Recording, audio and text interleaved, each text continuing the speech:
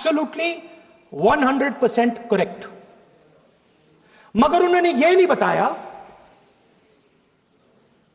बताया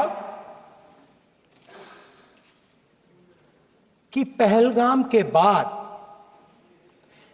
एक भी देश ने पाकिस्तान को नहीं कंडेम किया है. Not a single country has condemned Pakistan. Everybody has condemned terrorism. What does it mean? That the world is equating us with Pakistan. 193 country में सिर्फ 3 देश ऑपरेशन सिंदूर के दौरान पाकिस्तान के समर्थन में बयान दिया था. Only 3 countries. तमाम देश दुनिया भर से भारत को समर्थन मिला. दुनिया में किसी भी देश ने भारत को अपनी सुरक्षा में कार्रवाई करने से रोका नहीं है. दुनिया का समर्थन तो मिला, दुनिया के देशों का समर्थन मिला, माननीय है, लेकिन ये दुर्भाग्य है कि मेरे देश के वीरों के पराक्रम को कांग्रेस का समर्थन नहीं. Targeting the government for agreeing on a ceasefire after Operation Sundoor, Congress MP P.J. Damram says that India's military leadership during the operation following the Pahalgam attack was exemplary, but the political leadership was thoroughly disappointing. Listen in. There was an intelligence and security failure, but government has so far not acknowledged the security failure and the intelligence failure. Where is the taking the parliament into confidence? We heard the ministers. They were singing the praises of Operation Sundoor, for which I have no objection. But what about the aftermath of Operation Sundoor, the consequences of Operation Sundoor? Meanwhile, External Affairs Minister Dr. Jaishankar and Leader of the House J.P. Nadda will address the Rajya Sabha today. My colleague Vasudha Venugopal, though, takes us through the action and the showdown in Parliament so far. Absolutely. Counter charges, charges and accusations is what we saw on the floor of the House, Divya, yesterday. And today is day 3 of that discussion on Operation Sundoor. It's going to happen in Rajya Sabha. It started in Rajya Sabha yesterday. It ended in Lok Sabha yesterday. And Prime Minister Narendra Modi, as part of his blistering attack on the opposition, also clarified that no world leader asked him to stop the operations. And this is just minutes before Donald Trump, in fact, came out and said that he was the one who basically got India to agree on that ceasefire. And he's been saying this again and again. And remember that nobody really has control over what Donald Trump says. It's also tricky for us diplomatically because the trade deal between US and India is working out. The negotiations are on, and just about 48 hours are to go for the deadline. So clearly India is walking that diplomatic tightrope. But yesterday what we saw was an all-out attack on the opposition by the Prime Minister, in which he said that all that he's doing is course correction because there have been several mistakes that have been made, not just by Jawaharlal Nehru, but also Indira Gandhi and all of the Congress Prime Ministers. He in fact also said that it's very important to understand that in fact, accused the Congress party of speaking Pakistan's line, and he said that it was a complete lie, that nobody had supported India. In fact, the whole world, he said, has stood in support of India and its right to self-defense with Operation Sundoor. Only 3 countries stood with Pakistan, is what he said. This is with respect to Rahul Gandhi charging the government of not just intelligence failure, but also failure in foreign policy. He said that the country has no policy of deterrence. In fact, it has given all the power to terrorists, and all that it is doing as part of Operation Sundoor is to amplify the image of Prime Minister Narendra Modi. So clearly, a fierce contest there, but everything happened, in a cordial atmosphere. There were no walkouts, and there were no sloganeering of a kind that would lead to disruptions and adjournment. So that was a good part. Let's turn our attention to the other big story we're tracking. The probe into the massive Andhra Pradesh liquor scam has taken a significant turn, with the special investigation team uncovering 11 crore rupees in unaccounted cash from cardboard boxes, as you can see on your screens at the moment. These cardboard boxes with 11 crore rupees have been recovered from a farmhouse near Shamshabad on the outskirts of Hyderabad. The cash was reportedly hidden in these 12 boxes according to details provided by a key accused in the case. In fact, cops claim that these 12 boxes full of cash were found at this farmhouse on the outskirts of Hyderabad that was raided. The cash seizure is linked to the Andhra liquor scam as per preliminary reports. Uma Sudhir has all the information you need. She joins us live at the moment. Uma, we're given to understand that after this raid at a farmhouse on the outskirts of Hyderabad, 11 crore rupees of cash has been seized in cardboard boxes. Yes, indeed. Very dramatic find by the special investigation team that is probing the AP liquor case. And what they have found is currency vads amounting to 11 crore rupees that was packed in about 12 cardboard boxes and placed in a farmhouse identified as Sulochana farmhouse in Kacharam village in Shamshabad. And they acted upon the information that they got from the A40 who was accused as number A40 in the liquor case. And that person is actually Varun Kumar Purushottam, and he was someone who had been made as an operations head of Leela Distilleries from Puducherry, and this was a company that didn't even seem to have enough capacity to manufacture liquor, and yet 459 crore rupees of amounts were transferred from the AP State Beverages Corporation to this particular company. But what Varun Kumar is said to have told the investigating authorities is that he and another associate identified as Vinay had transferred this money and placed it in the farmhouse on the instructions of Kasi Raj Reddy, or Kasi Reddy Raj Reddy, Rajshekar Reddy as he is called. He is the A1 in this particular case. He used to be IT advisor in the YSRCP government and advisor to the Chief Minister on the information technology issues. And he is someone who has been now called as a mastermind for the AP liquor scam, because the scam involves, formulating a policy and changing the norms of, giving out the liquor from an automated system to a manual system, such that the very well-known brands were replaced with less well-known brands. And it is said that for every case of liquor, 150 to 600 rupees was paid for every case, and that amounted to 60 crore rupees of kickbacks every single month, which is said to have been transferred through Raj Kasi Reddy to several other people. So the special investigation team has in fact said that the entire amount that they suspect has been scammed is to the extent of 3,200 to 3,500 crore rupees, and the link is also being made saying that Raj Kasi Reddy had passed it on to those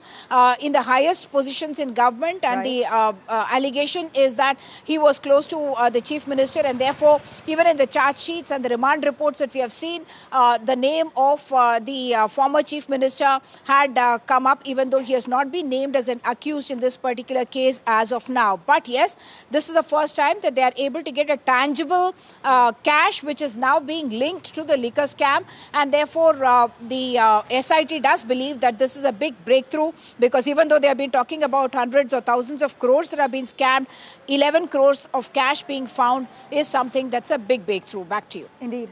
Uma, thank you so much for joining us with the latest information coming in, for taking us through the grave allegations as well. For now, let's turn our attention to Bihar. Ahead of the upcoming assembly elections scheduled for the end of the year, Chief Minister Nitish Kumar has announced a series of social welfare initiatives aimed at expanding the safety net. Ahead of the polls in Bihar, Chief Minister Nitish Kumar has actually announced 3 times pay hike for Asha workers, while Mamta incentives have been doubled. Now, Nitish Kumar says Asha workers will receive an incentive of 3,000 rupees instead of 1,000 rupees. By the way, in a recent move, as we've been covering as well, the Bihar government did announce a hike in the pension of accredited journalists. That was under the Bihar Patrakar Samman pension scheme. The state cabinet also approved a new domicile policy that limits the existing 35% reservation for women in government jobs to only those who are permanent residents of Bihar. By the way, in addition, the government also introduced a provision of 125 units of free electricity for domestic consumers, as my colleague Prabhakar has been reporting to. We have a reaction from Purnia's MP Pappu Yadav. Listen in. ये बड़ा फैसला है। 1,000, 3,000 दिलेंगे नेताओं का बेटा, 600 कहिए जीने के लिए, कहिए पदाधिकारी के बच्चों को जीने के लिए। आशा, ममता, इन लोग को आप रेगुलर क्यों नहीं कर रहे? मानदेय क्यों नहीं करते? काम लेते हैं तो फिर इसको बिल्कुल द्विम दर्जा क्यों दे रहे हैं? और चुनाव के वक्त याद क्यों आती है किसी भी सरकार को? कभी कुछ, सब चुनावी एजेंडा है, सब. My colleague Prabhakar has been tracking the latest details for us. He joins us live with further clarity on the matter. Prabhakar, a big stop for rural health workers with a 3-time pay hike for ASHA workers, incentives in the Mamta scheme, but the opposition now questioning the timing of this hike? Yeah, it's not only questioning the timing, but also it's a war of credit. Now we have seen a recent tweet by Tejasvi Yadav. He has posted on his X claiming that it is because of his initiative and his pressure on the government that this decision has been taken. And while he was the Deputy Chief Minister, he had initiated this process of increasing the stipend both for Mamta workers and also for ASA workers. Remember, it's a huge number. If you combine the both, it's around 1 lakh workers altogether, 1 lakh women, rural women actually, and around 80,000 of them are ASHA workers whose stipends have been increased from 1,000 rupees to 3,000 rupees.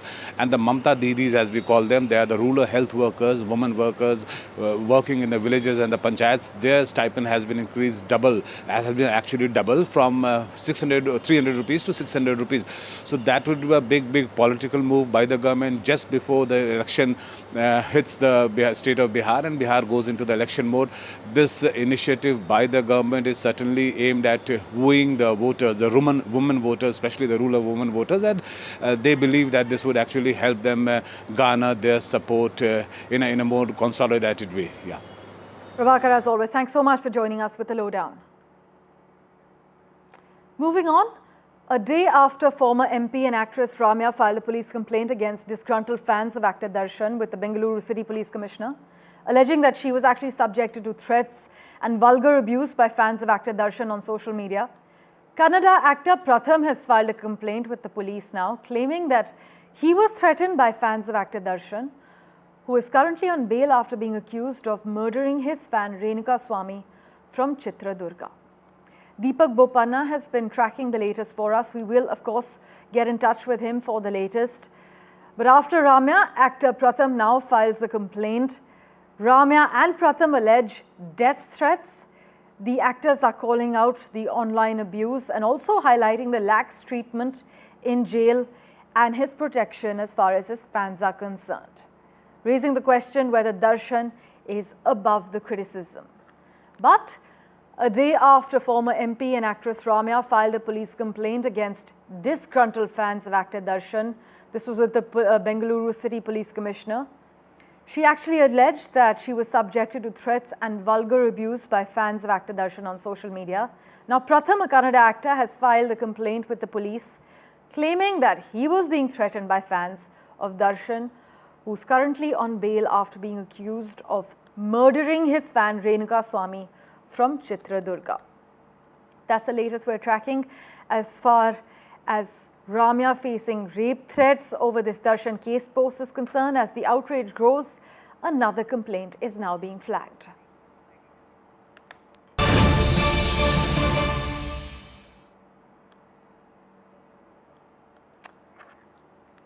We have breaking news coming in currently regarding the stray dog menace. We're told that the Chief Minister in Delhi is expected to hold a key meeting because of a rise in dog bite cases across the capital. Whether it's children, whether it's the elderly, they have been at the receiving end of the attacks, as we've been extensively covering. Do note that earlier the Supreme Court had taken cognizance of these stray dog attacks, and the top court had registered a writ petition over the issue. The latest coming in, the Delhi Chief Minister is now expected to hold a key meeting to discuss the stray dog menace as far as Delhi is concerned. As you know, there has been a rise in dog bite cases across the capital.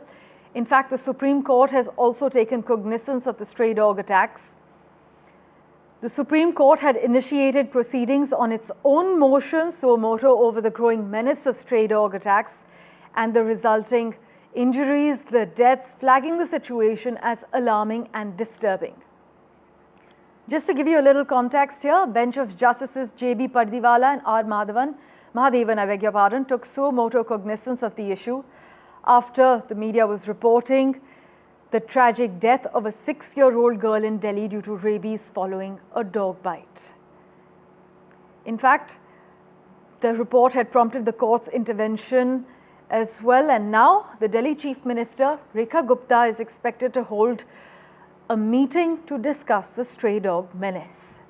This as children and the elderly have been at the receiving end of these attacks, and after the Apex Court had registered a writ petition over this issue.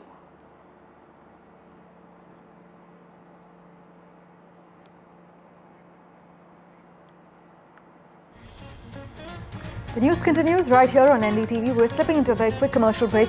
Back in a moment with the latest updates for you.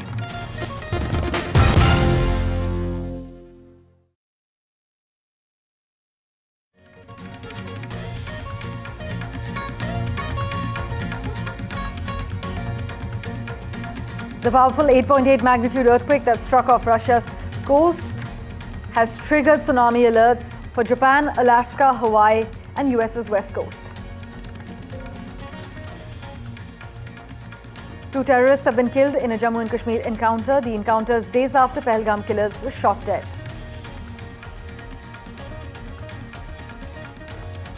Operation Sundoor storm erupts in Parliament. Prime Minister Modi accuses the Congress of backing Pakistan, but opposition leader Rahul Gandhi dares Prime Minister Modi to call Donald Trump a liar in Parliament.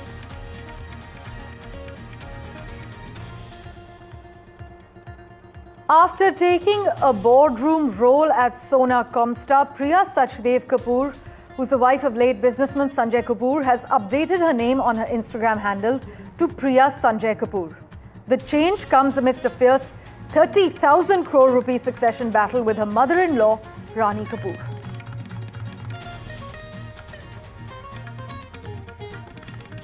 Presented by Canara Bank. Together we can. If it matters to you, if it matters to you, if it matters to you, it matters to India, it matters to India, and it matters to me, and it matters to me. India Matters with Shivaru. Only on NDTV 24/7.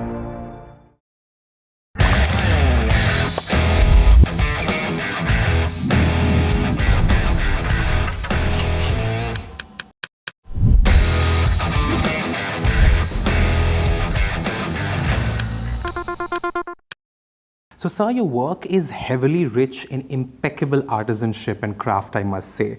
And recently, with the whole Prada versus Kolhapuri artisan debate, how do you see this? Where do you stand? And also this whole conversation about cultural appropriation and cultural appreciation. What's your take on it? See, my personal opinion on anything other than plagiarism, which is absolutely not okay. But other than that, I think if somebody can get inspired by something which has its own sort of creative language and create something and create a sort of statement which highlights that thing even more, rather than sort of let it kind of disappear in time, then you're probably doing a service of sorts. Right. So, of course, with all acknowledgements and everything, that's mandatory. The world would never know about it until we do something. So you think, in a way, Prada is exposing Indian craftsmanship and Kolhapuri? I think what they've done to Kolhapur now, if you look at it, is suddenly it's the buzzword. Right. Everybody knows Kolhapuri chappals now. City now. Yeah, it's suddenly Kolhapuri chappals are the it sort of statement. So, may not have approached it the right way, but I think what this has managed to do to Kolhapur and an indigenous product is amazing. But do we capitalize it or not is another story now.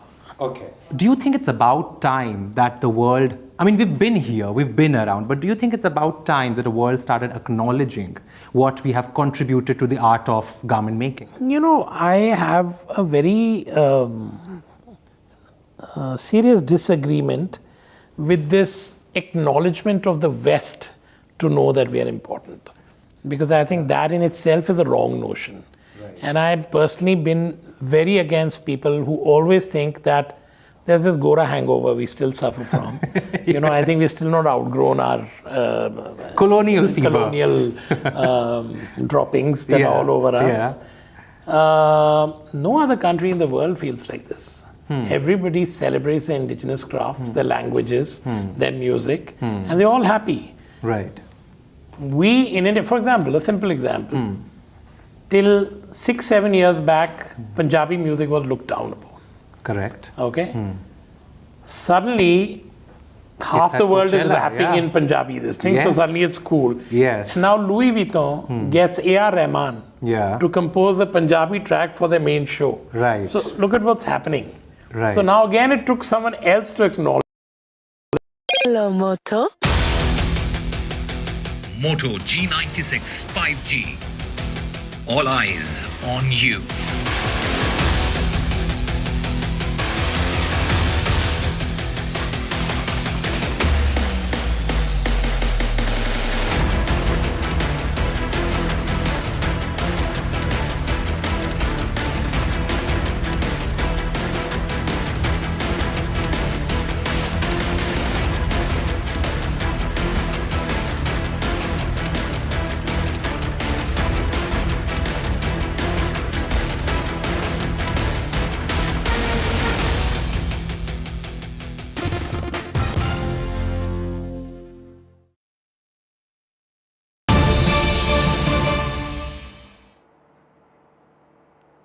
Breaking news we're tracking currently ahead of the day's proceedings in Parliament.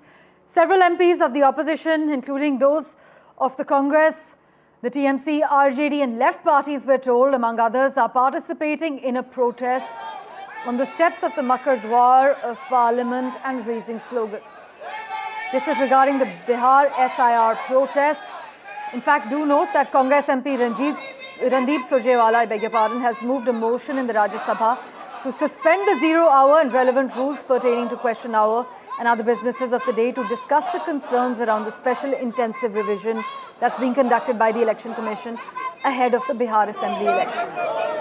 Visuals coming in from Parliament at the moment of the opposition protest over Bihar's voter list issue. Is this protest more symbolic, or does it feel like part of a well-coordinated pressure campaign by the India bloc? Well, our political editor, Vasudha Venugopal, has been tracking all the finer developments. Listen in to her report.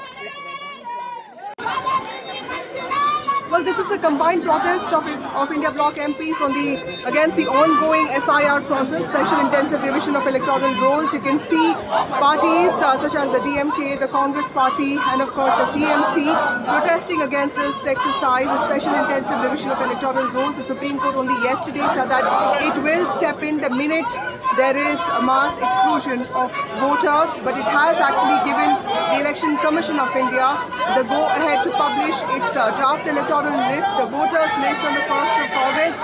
There is of course time of 1 more month for people to file appeals and ensure that their names are not excluded. But the opposition has been saying that this is one way of disenfranchising large portions of deprived voters, who especially come from deprived sections of the society. You can see the protesters here from CPI, CPM, from Congress Party, DMK to even TMC. You can see Shagarika Ghosh, Kalyan Banerjee. You can see the DMK MPs there. You can also see Samajwadi Party there. KC Venugopal, General Secretary of the party, is also around.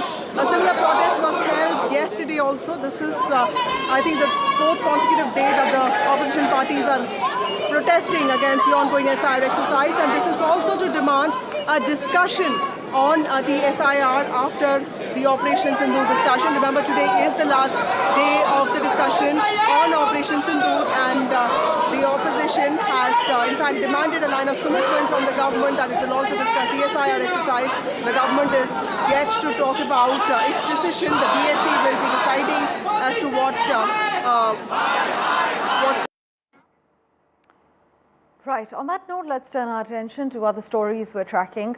Family members of Indore-based transport businessman Raja Raghuvanshi, who was murdered during his honeymoon trip to Meghalaya, have actually consented to a film on the crime, which caused ripples following the arrest of his wife Sonam and her suspected lover. The film, we're told, is being directed by S.P. Nimbawat. Meanwhile, Raja Raghuvanshi's brother Vipin says they want to present the correct image of Meghalaya through this film. We have reactions from the family and director lined up. Listen in. Subject इसका बहुत powerful है क्योंकि murder mystery है, धोखा है, प्यार है, सब कुछ है। तो मर्डर मिस्ट्री कहानी रहेगी। हीरो हीरोइन और स्टार कास्ट के लिए हम लोग तो अभी बॉम्बे जाएंगे, बैठेंगे। अभी तो आज हमारे परमिशन हुई है, तो आगे की बात हम लोग करेंगे। तो हम लोग कोशिश करेंगे कि बॉलीवुड एक्टर ही इसमें लाएं और एक अच्छी फिल्म बने। कहाँ शूटिंग होगी? सर, इसकी इंदौर और शिलोंग शूटिंग होगी। मेरा मानना ये है, तो जिस प्रकार से मेघालय को जो बदनामी थोड़ी झेलना पड़ी थी इसमें हल्की सी, तो जिस जैसे इसमें सोनम ने जो मेघालय को बदनाम करा है, तो उसमें मेघालय की कहीं गलती नहीं है। और मेरा मानना इसमें ये है, तो मूवी बनने से जो है मेघालय को इसमें अच्छा इफेक्ट पड़ेगा। और इसमें जो सोनम द्वारा जो इसमें आगे जो मेघालय को हाईलाइट किया गया था, तो इसमें देखा जाएगा तो मेघालय ने सोनम को जो है जिस प्रकार से वहाँ पे पुलिस द्वारा जो है सख्ती से पूछताछ की गई है, सख्ती से उस पर टॉर्चर किया गया है, तो सब चीज़ हम चाहते हैं इसमें कहने का इसमें चीज़ ओपन हो तो आगे पब्लिक को देखना अच्छा रहता है। Now to crucial updates from the world of sport. Jasprit Bumrah will miss the 5th test of the India vs England series due to ongoing concerns about his back injury. The BCCI medical team has advised resting him to protect his long-term health, despite the match being a series decider at the Oval. Akash Deep is expected to replace him in the playing 11. Rika Roy has the insider details for us. Listen in. And so we have reached the final test of the India versus England series, which will be played in Oval from tomorrow. The big news is that Jasprit Bumrah will not be a part of that test match, primarily because it was decided before the series started that he will play only 3 of the 5 test matches. He participated in the 1st, the 3rd and the 4th. BCCI's doctors have told Bumrah to rest out in order to give him the best chance of a good recovery and for a longer time with the Indian cricket team. Now the experts are saying that Bumrah at 140 kilometers per hour was more effective than the other bowlers. He's the joint most wicket taker in this series with 14 wickets along with Mohammad Siraj. But the fact is that in the last test he managed to bowl 33 overs in one spell and pick up 2 wickets. And he didn't look like he was in a great shape. He didn't look like he was enjoying being in the middle anymore. He did look very jaded. So Indian team is going to rest him. Akash Deep is going to come in place of Jasprit Bumrah. Also the news from the Indian camp is that all the other bowlers, Arshdeep Singh, Akash Deep, Prasidh Krishna, the fast bowlers, are fit and raring to go in Oval.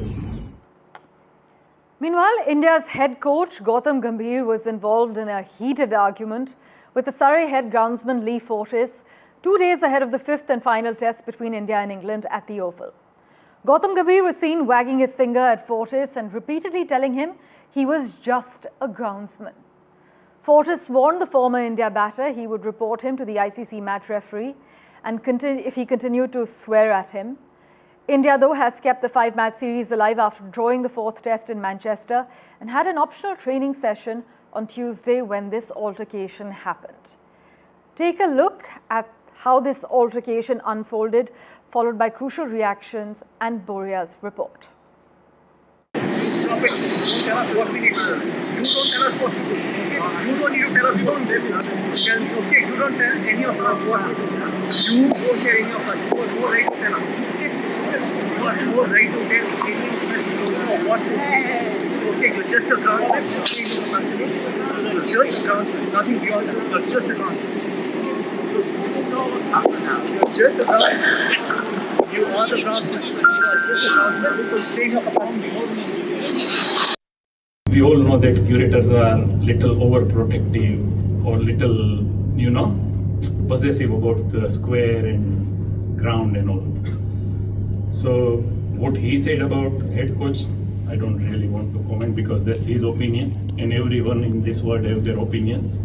But I think just looking at the wicket with a rubber spike, just day after there is a test match there. There's nothing wrong. You can't see that the people, curators also needs to understand that the people they are talking to, they are highly skilled and intelligent people. It's quite a big game coming up, isn't there? Yeah. But are you happy with Gautam Gambhir? I'm happy. Yeah, it's not my happy. job to be happy or not with it. You said he's a bit touchy. I don't know. You saw what he was like this morning. You saw it. What started as a rather innocuous conversation between the curator and Gautam Gambhir became really heated. And from what we know, having spoken to multiple people, including local journalists, people associated, of course the Indian camp, Sitangshu Kotak spoke in the press conference.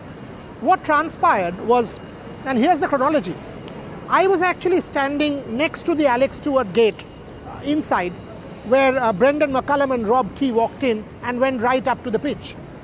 The curator was there along with his support staff and nothing was said. And thereafter, and McCullum and Rob Key also had a word with the Indians, wished each other, etc. Thereafter, Gautam Gambhir, Sitangshu Kotak and the rest of the Indian support staff also went to check the pitch. That's where it started. The curator apparently came and said to them that you cannot come close. You have to be 2.5 meters away. Now 2.5 meters is 8+ feet. That's a fair distance away. Quoting Sitangshu Kotak, he said there was a rope and he said go beyond the rope, stand there and look at the wicket. The Indians were in joggers. None of them were wearing spikes. They were very much conscious not to damage the square. And as Kotak said, it's very good to be possessive and every curator is. But it's not good to be arrogant.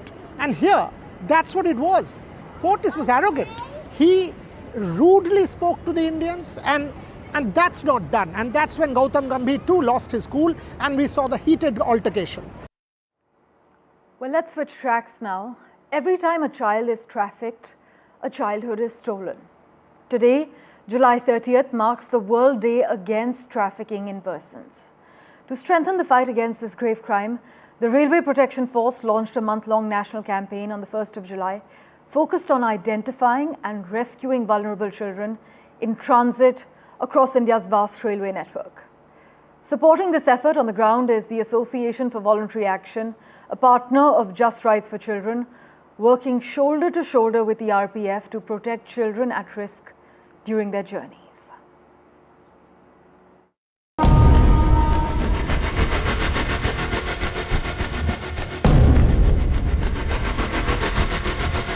Do you know how easy it is for a 12-year-old to disappear in plain sight at a busy railway station like this one? For traffickers, bustling railway stations are a perfect cover to move children from one state to another unnoticed. For decades, trains have been used to transport trafficked children, and railway stations have acted as transit points in that very dark journey, as the children are ripped away from their families and their childhood. So there are two specific modus operandi which are used by children traffickers. Under the first, they go to the poorest parts of the country, they go to the villages and they come somehow sweet talk the vulnerable and poor parents, and they show them a promise of a high-paying job in a big metro and a comfortable life for their kids. Our experience is that normally in a group there would be about 10 to 15 children and 2 or 3 traffickers. Then they book trains. The second is more sinister. There are a large number of children who run away from home and they board the first available train at the nearest railway station. Once they reach there, they are spotted by the human traffickers which are prowling on the railway platforms, and they take the poor and probably hungry child into confidence and whisk him away. Surveillance on suspicious movements of children inside train coaches and at railway stations is a critical part of gathering intelligence. Traffickers look just like you and me, blending into the crowd. I think our association with the Association for Voluntary Action was in fact a milestone in our efforts aimed at eradicating the evil of child trafficking. The Association of Voluntary Action provided capacity building efforts. In different parts of the country, the RPF personnel were provided comprehensive training in all aspects of child trafficking. बहुत ही fruitful result देखने को आया। मैं data की अगर बात करता हूं तो आरपीएफ और आवा के बीच में जब से एमओयू हुआ उसके बाद लगभग 8000 से ज़्यादा बच्चों को हम लोग ट्रैफिकिंग से बचाने में कामयाब हुए हैं। लगभग 11,500 आरपीएफ ऑफिशियल्स की आवा ने ट्रेनिंग की हुई है। लगभग 500 के करीब हम लोग एफआईआर रजिस्टर्ड करा चुके हैं और 1100 से ज़्यादा अभी तक जो ट्रैफिकर्स हैं उनको हम लोग कानून के दायरे में ला चुके हैं और उनको अरेस्ट करा चुके हैं।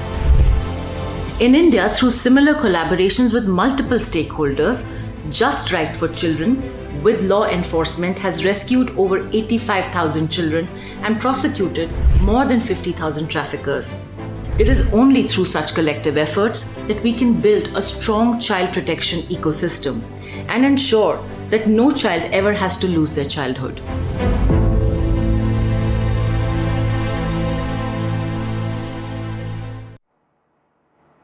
As always, the news continues right here on NDTV 24/7. We're stepping into a very quick break for now.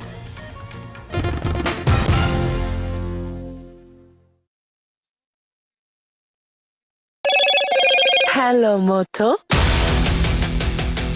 Moto G96 5G. All eyes on you.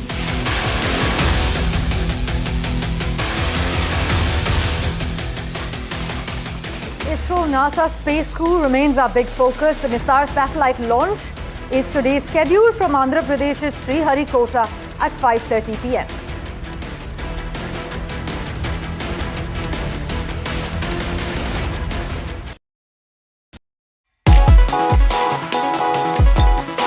Forget 10,000 steps. What if just 7,000 a day was all it took to live longer and healthier? A major new study published in the Lancet Public Health has found that walking around 7,000 steps a day is strongly associated with better health and a lower risk of dying early. Researchers analyzed data from over 160,000 adults and found that people who walk approximately 7,000 steps a day had significantly lower risks for a wide range of chronic diseases. Compared to those who walk just 2,000 steps daily, these individuals saw a 47% reduction in all-cause mortality, 25% drop in cardiovascular disease, 14% lower risk of type 2 diabetes, 22% reduction in depression, 38% decline in dementia risk, 28% fewer falls, and a 6% reduction in cancer risk.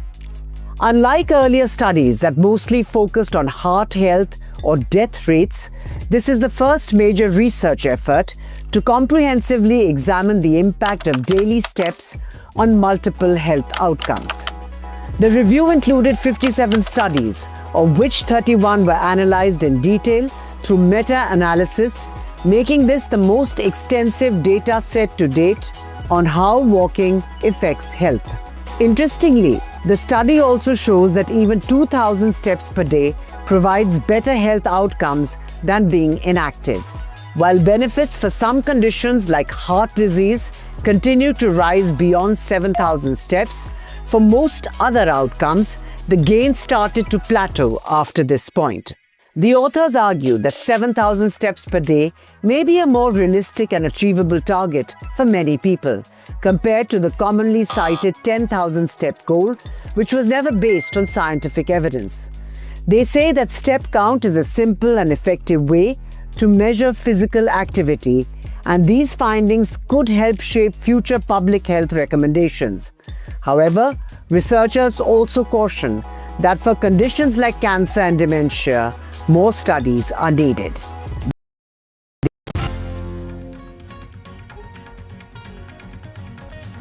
Hello and welcome. You're watching NDTV. I'm Gargi Rawat. Stay with us for all the news you need to know. Parliament will convene in just a few minutes. Also, an exclusive interview with actor Divya Spandana.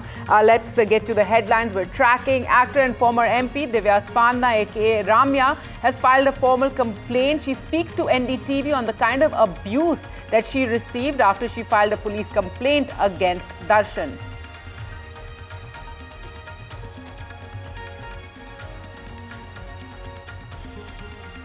Details of how Operation Mahadev was carried out, how the Pahalgam plotters were tracked and then trapped. Home Minister Amit Shah gave those details. We'll bring you all that we know.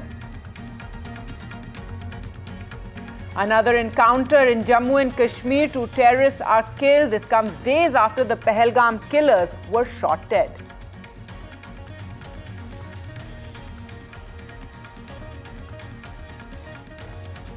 The Gujarat ATS says they have captured an alleged Al-Qaeda operative. This is a woman from Bengaluru. Earlier, 4 other modules, others from the same module were also arrested, and they were spreading online hate.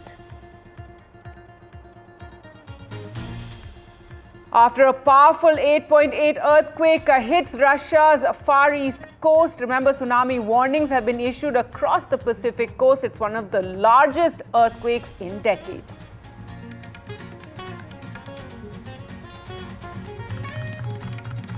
And in cricket, a blow for India. Bumrah to miss the series decider. The ace pacer will miss the Oval Test against England. And Gautam Gambhir's showdown with the Surrey groundsman when tempers had flared ahead of the 5th and final test. England lead the 5-test series 2-1. It's just a concept. It's just a concept. Nothing beyond that. It's just a concept. It's just a concept. You are the concept. It's just a concept. People staying up around the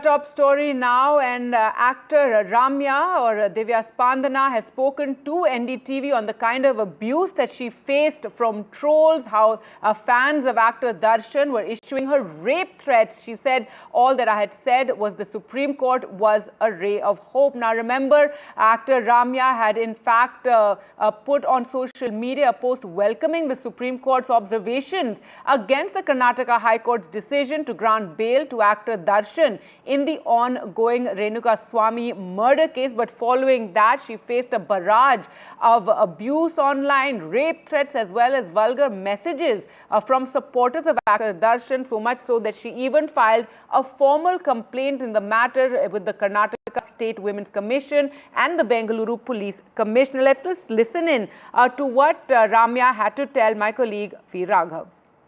Now is actor Ramya, also known as Divya Spandana, who has been taking this case up of online trolls against her after her strong stand on the Darshan case. Ma'am, thanks very much for speaking to us.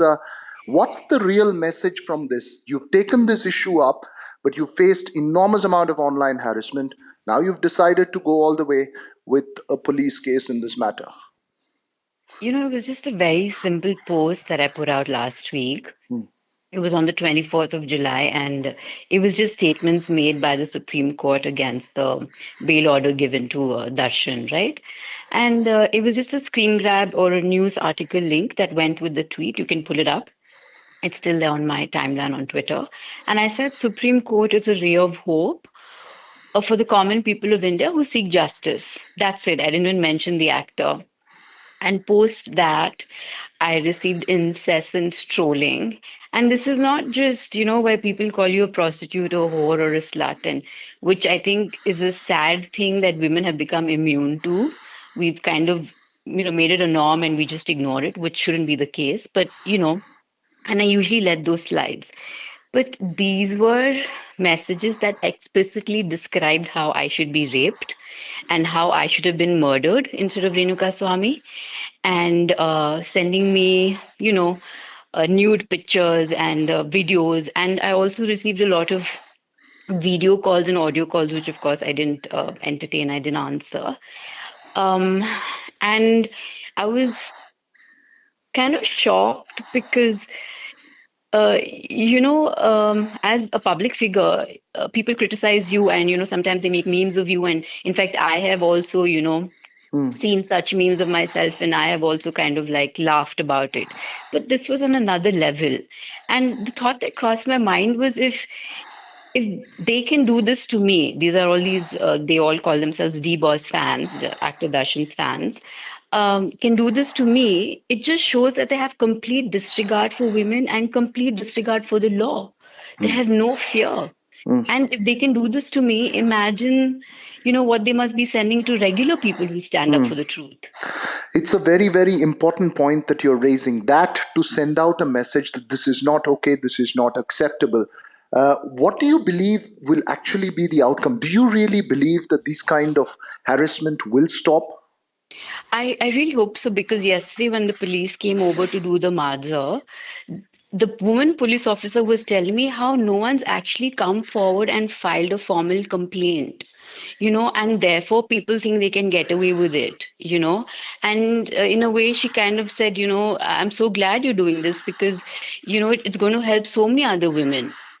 And I'm glad I did this because, it should send out a strong message. The police are on it. And I think it should take them about 3-4 days because the process is a little sort of tedious, because Instagram has a separate portal where the police have to go and complain. Then they have to get back with the IP address and then they start getting on it. But they're very confident that they're going to find these people. And, they've been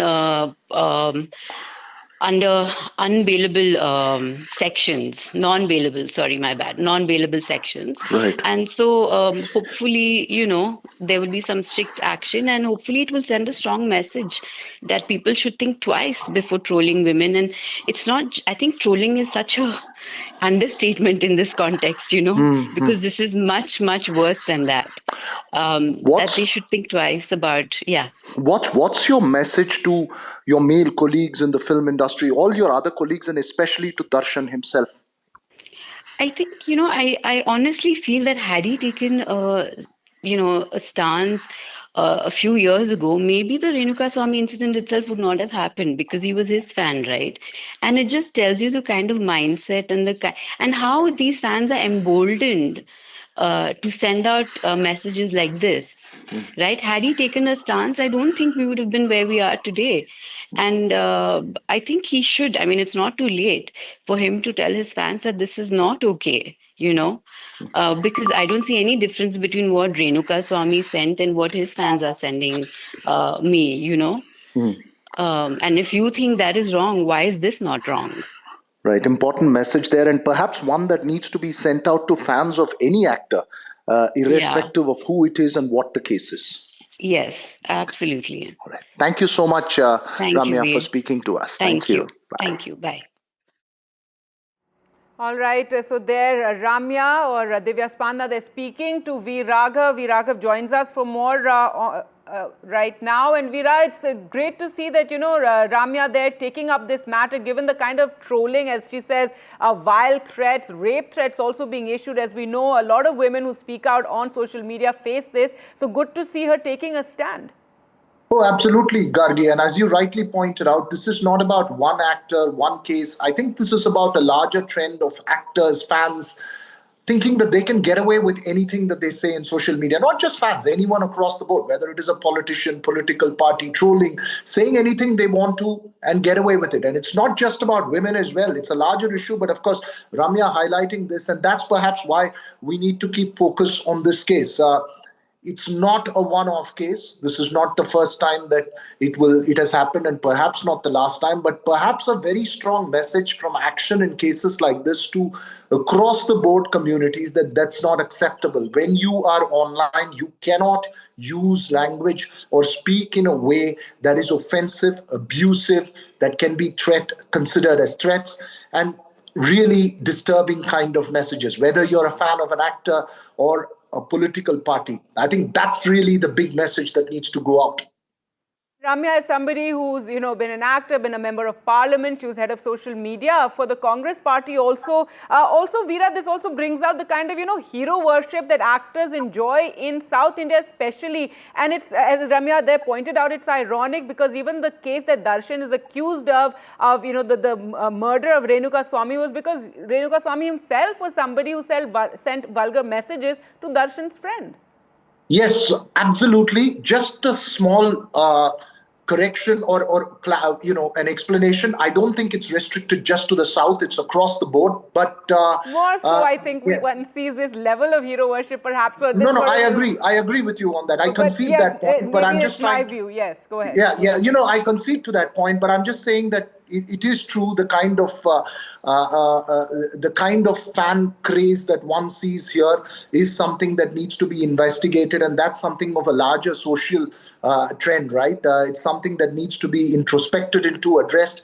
And yes, and this is largely a case saying that, look, just because your star, and remember, the kind of charges that Darshan's facing is enormous. We are waiting for the Supreme Court to come out with its order on that challenge to his bail plea. The Supreme Court, of course, coming down very heavily on the Karnataka High Court as far as the bail was granted in that for bail for Darshan in that case. Remember, he's been filming outside of India as well in some cases after that bail order. So multiple dimensions to that case. But as you rightly point out, yes, this is a stern message that needs to go across to fans of any actor that this kind of online abuse and messages on behalf of your star or trying to portray your star, or to someone who has an alternate point of view regarding your star is unacceptable. And I think most important, Gargi, it's up to the stars themselves to turn around and send a very, very firm message. Several top stars in Kannada cinema,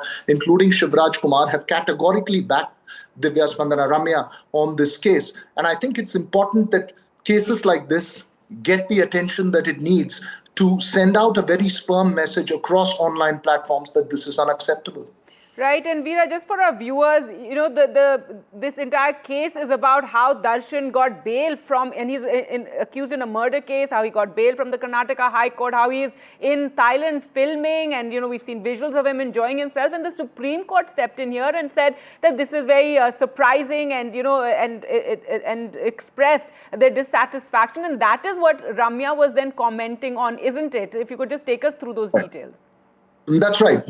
Just before that, Gargi, I'd also like to point out that the Bengaluru police have taken this not just as a case of online harassment, but also one of sexual harassment in this case. So I think the kind of sections and the way the police and the system deals with these cases is also perhaps a model case, a test case in a sense, to set a strong example that this is unacceptable. As you rightly pointed out, Ramya's tweet, as she pointed out, post on social media, as you point out, was primarily welcoming the Supreme Court observations on the Darshan bail case, which came down heavily on the Karnataka High Court. Remember, this is an actor who was first out on medical bail, and then that medical bail, he was through medical treatment. Now, nobody has clarity on what kind of medical treatment for his back surgeries that he had to go through. And then within a few weeks, that medical bail turns into general bail, and now he's out filming virtually, virtually free. I mean, while bail is the right of every accused, the question is how long will the trial in this case take? And the reasoning that the High Court gave and the order behind the bail was what came down, to sharp criticism from the Apex Court. However, we're still waiting for the Apex Court order. It's been a few days since those strong observations from the Apex Court, Gargi, but the order is still not out, which means he's still out on bail. So as sharp as the observations can be, what's the point till the order is not out? Because till such time, despite those sharp observations, the actor is still out on bail.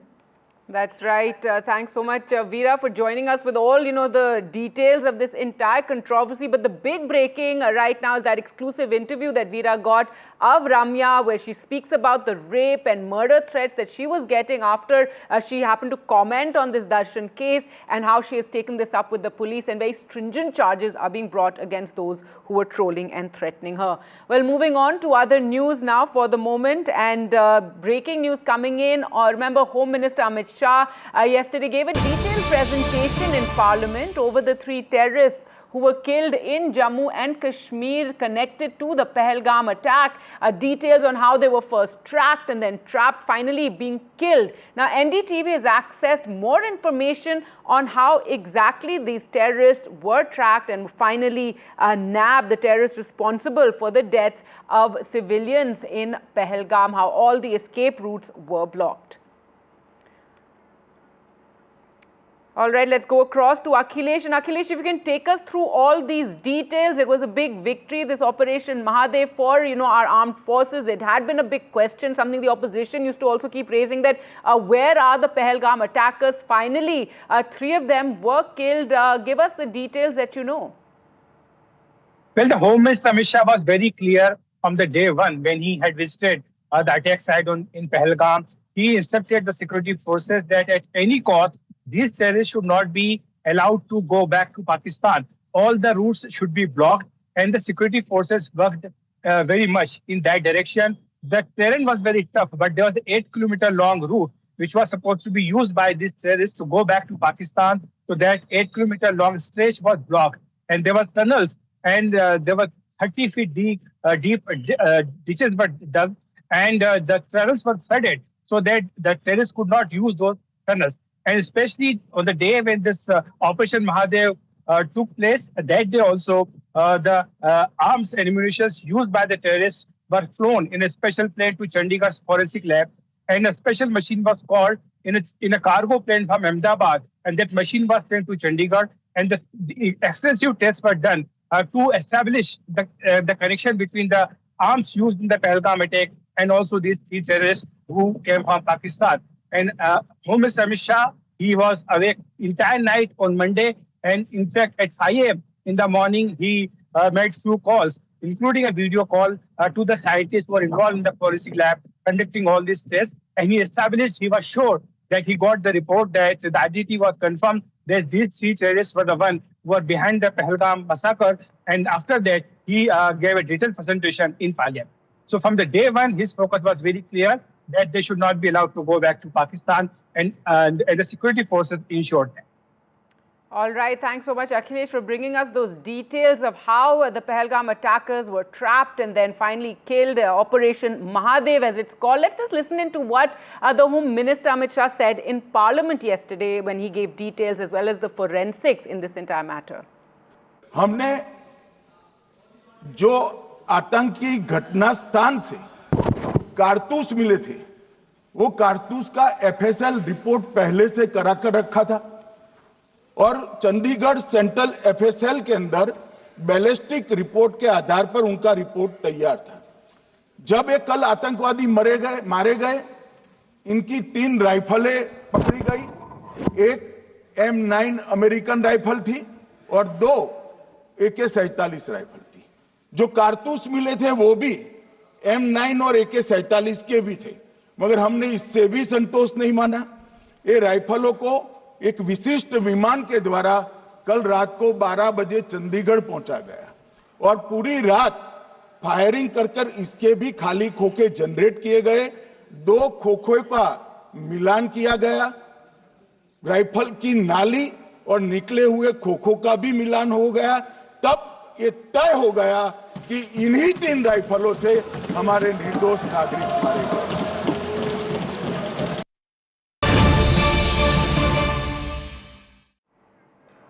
All right, some breaking news, in fact, coming in regarding the Pahalgam attack and the group responsible for that attack, the resistance force. Remember, now a big blow to Pakistan after the terror group behind Pahalgam has been named. The top UN body has named the TRF, and Pakistan's attempts to shield the TRF have failed. Sources says Pakistan's attempts deceitful. The indigenous terror claim is false. The international community also sees Pakistan as a terror exporter. The first ever mention of the TRF has emerged in a UN document. So a big diplomatic win for India. It is the resistance force and its connection to the Lashkar really that was being highlighted by India, and how we are facing a terror that is coming in from Pakistan. So the terror group behind the Pahalgam attack, in which 26 civilians were killed in Pahalgam, the resistance force is the group that claimed responsibility, and it is connected to the Lashkar-e-Toiba, and now it has been named as well in a UN document. So that is the big breaking news we're bringing you, and this is a massive diplomatic win for Delhi as well as India. India has been, bringing this before the international community, and how India remains a victim of this terror that is being promoted by Pakistan. That this group, the resistance force, is a Lashkar, a proxy, a resistance front. Remember, it had claimed responsibility for the Pahalgam attack, and now in a UN document as well, the TRF has been named. In fact, in the report also says the attack could not have happened without the support of the Pakistan-based Lashkar-e-Toiba. So, big diplomatic win for India at a time when, remember, this has also been a matter of controversy in Parliament, when you had Congress leader Chidambaram, questioning how we knew that these terrorists were not homegrown terrorists, is what he had suggested in an interview, though he did claim that he was misquoted, or that it's just a small excerpt was put out. But now in a UN document, the resistance front has been named, and this is a big diplomatic win for India, because India had been claiming that we were the victim of terror that is being pushed in by Pakistan. The UN document also saying that it's connected to Pakistan-based Lashkar-e-Toiba. Well, let's go across to Vishal for all these details. A big diplomatic win for India. Vishal, take us through what the UN document has said. Well, you've rightly put it. This is one of the biggest diplomatic wins for India in the last 1 or 2 years or so. So the group that we're talking about here is the TRF. This is the resistance front. It just acts as a smoke screen for Lashkar-e-Taiba. Lashkar-e-Taiba is one of the most notorious terrorist groups in the world, based in Pakistan. We all know that. But this is just another smoke screen for that bigger group. Lashkar-e-Toiba has been known to carry out a lot of these operations in the recent past. As you mentioned, Pahalgam was also carried out by TRF allegedly, and this is the first time that a UN document has named TRF, and it has emerged after the abrogation of Article 370. That is where the inflection point occurs. As soon as abrogation of Article 370 occurred, this group emerged, and it has been wreaking havoc across the valley. Moving on, there's some other things to talk about, such as this group has been involved in targeted killing since 2021. In the last 4 to 5 years, there have been many instances where TRF's involvement has been highlighted by the authorities. And now the world is also taking notice, as we've been talking about. UNSC has named it. Just a few weeks ago, US too had designated this group as a terrorist group. This is just another step in that direction of marking this on the global scale as one of the biggest terrorist groups. Moving on, how this group takes in the youth that it attracts. They focus on online propaganda. This mechanism has been used by many terrorist groups across the world, particularly ISIS, and TRF also follows that same template. It focuses on online propaganda, and there are other things also, such as the recruits are youth mostly. They are mostly recruited online, as I just mentioned. They use these propaganda videos, these doctored videos, to attract youth. There are at least so far at least 3 to 4 dozen youth in the valley that could have been attracted to this group, is what some of the reports suggest. So they use high-end weaponry. When these Pahalgam terrorists were gunned down just 2 days ago, many high-end weaponry were recovered from them, such as the Ultra-Set handset. These are some of the things that they've used to execute these operations. They also used body cameras to film the attacks. So this is one of the major things that they do. All these terrorists of TRF, they have these body cameras that they wear, much on the lines of many police in the West. They film these attacks, to sow these seeds of terror across the world. So that is what has happened. TRF has been named as one of the biggest terrorist groups in the world. All right, Vishal, thanks so much for taking us through all those details. So as Vishal said, a big diplomatic win there for India. Well, moving on to other breaking news now coming in, and senior actor Prakash Raj has appeared before the Enforcement Directorate. This is in connection with the betting app case. Remember, the Enforcement Directorate has been tracking and investigating this the betting app case in which many people fall prey, and several stars, in fact, are being questioned for endorsing these betting apps or helping to promote it. So that really is the issue here, and now Prakash Raj, a senior actor, has appeared before the Enforcement Directorate. Let's go across to Uma Sudhir for more on this. Uma, give us more details of this entire case, and actor Prakash Raj there to be quizzed by the ED.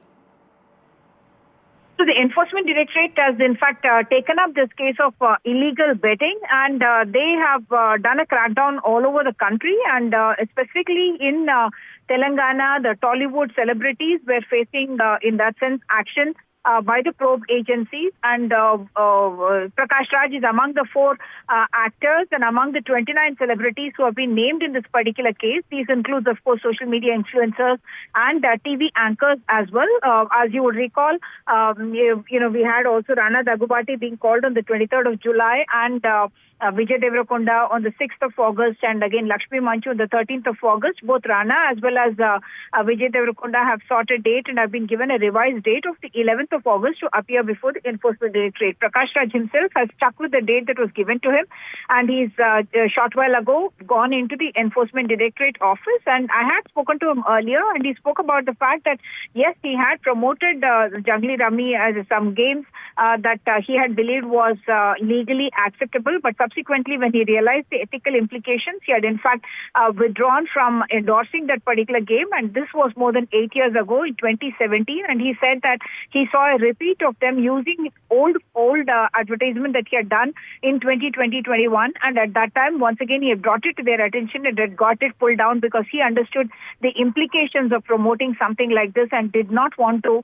in any way be associated with it. In fact, he believes that he would like to join the campaign for telling people to keep themselves safe by not indulging in this kind of an online betting scam. But of course, the Enforcement Directorate is looking at the financial payments as well, transactions that were money that was given for sponsorship deals or from the advertisement, and the revenue that is coming out of this kind of an advertisement, whether there was evasion of tax in that particular case, because the probe into the criminality of cheating people is something that is being handled by the Telangana police, which has booked multiple cases, and an SIT is now investigating that. Right, and Uma, as you said, there over 30-35 actors who are also been called in for questioning by the Enforcement Directorate in this betting scam case. Remember, this is only as these actors had promoted these betting apps and appeared in some advertisements, as Uma was telling us there, that even Prakash Raj, it had been several years earlier that he had appeared in this ad, and he wants to in fact join the investigation in the probe. Well, moving on to news now coming in, and this is the controversy over the cricket match which is to take place between India and Pakistan. And now the Karnataka Minister Priyank Kharge has also spoken on this, saying why is the Home Minister silent? Remember, many people have objected to this match being held, and Priyank Kharge now saying why no direction to the BCCI, that it is a matter of principle over this cricket match that is to take place in September between India and Pakistan. Many questioning how we can play cricket with Pakistan given the Pahalgam attack, that it was Pakistan promoted terrorism that we are the victims of. Well, let's go across to Deepak now for more. And Deepak, so now Priyank Kharge is the latest leader to speak on this issue, and he is questioning the Home Minister's silence and saying why no direction to the BCCI.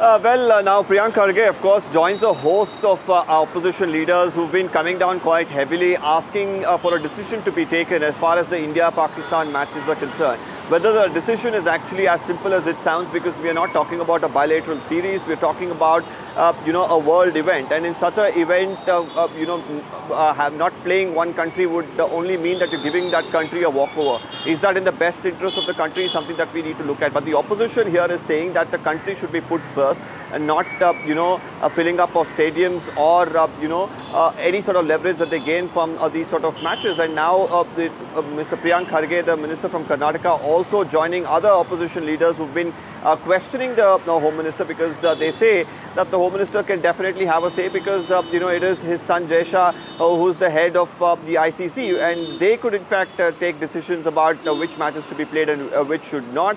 But when you have an ICC event and you have a world event, more importantly, can decisions be made bilaterally is a question that will definitely be raised, even as we await answers as to what exactly will happen. The schedule and the fixtures are already out. India is set to play Pakistan, but with this sort of a pressure that's being mounted by opposition leaders from across the country, whether the government will have to rethink its stand and its decision, that is something that we'll have to wait and watch. Deepak, the Congress really finding this opportunity to attack the government over the cricket issue, the fact that this match is scheduled, the fact that Jay Shah, heads international cricket. So the Congress at this time, when there's so much talk of, the Pahalgam attackers, the Pahalgam attack, and as well as Operation Mahadev, in which the attackers were killed, the Congress finding this opportunity to really attack the government over cricket taking place at a time when we're a victim of terror from Pakistan.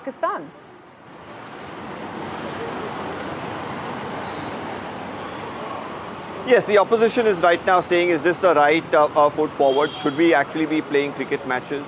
In the past, we've also, heard some opposition leaders saying that sport should be left out of such issues. So right now, it's of course a question of how to really approach this. If it's a world event, if it's an ICC event, is there a possibility that it can be dealt differently?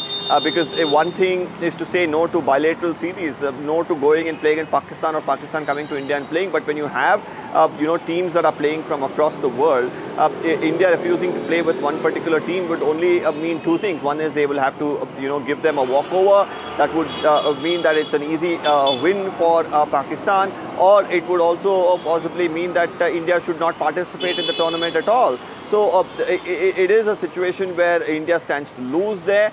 So is that the right approach, or is there another way of probably looking at this for India through other means of dialogue, which probably cannot be foreseen at this point in time? So it's for the ICC to really look into it, and can really Mr. Jay Shah have a say in all of this? And considering the kind of pressure that continues to be mounted by opposition leaders, be it in the parliament or here in different parts of the country, like now Mr. Priyank Kharge here in Karnataka has done so, it remains to be seen how the government and the ICC and the BCCI handle this.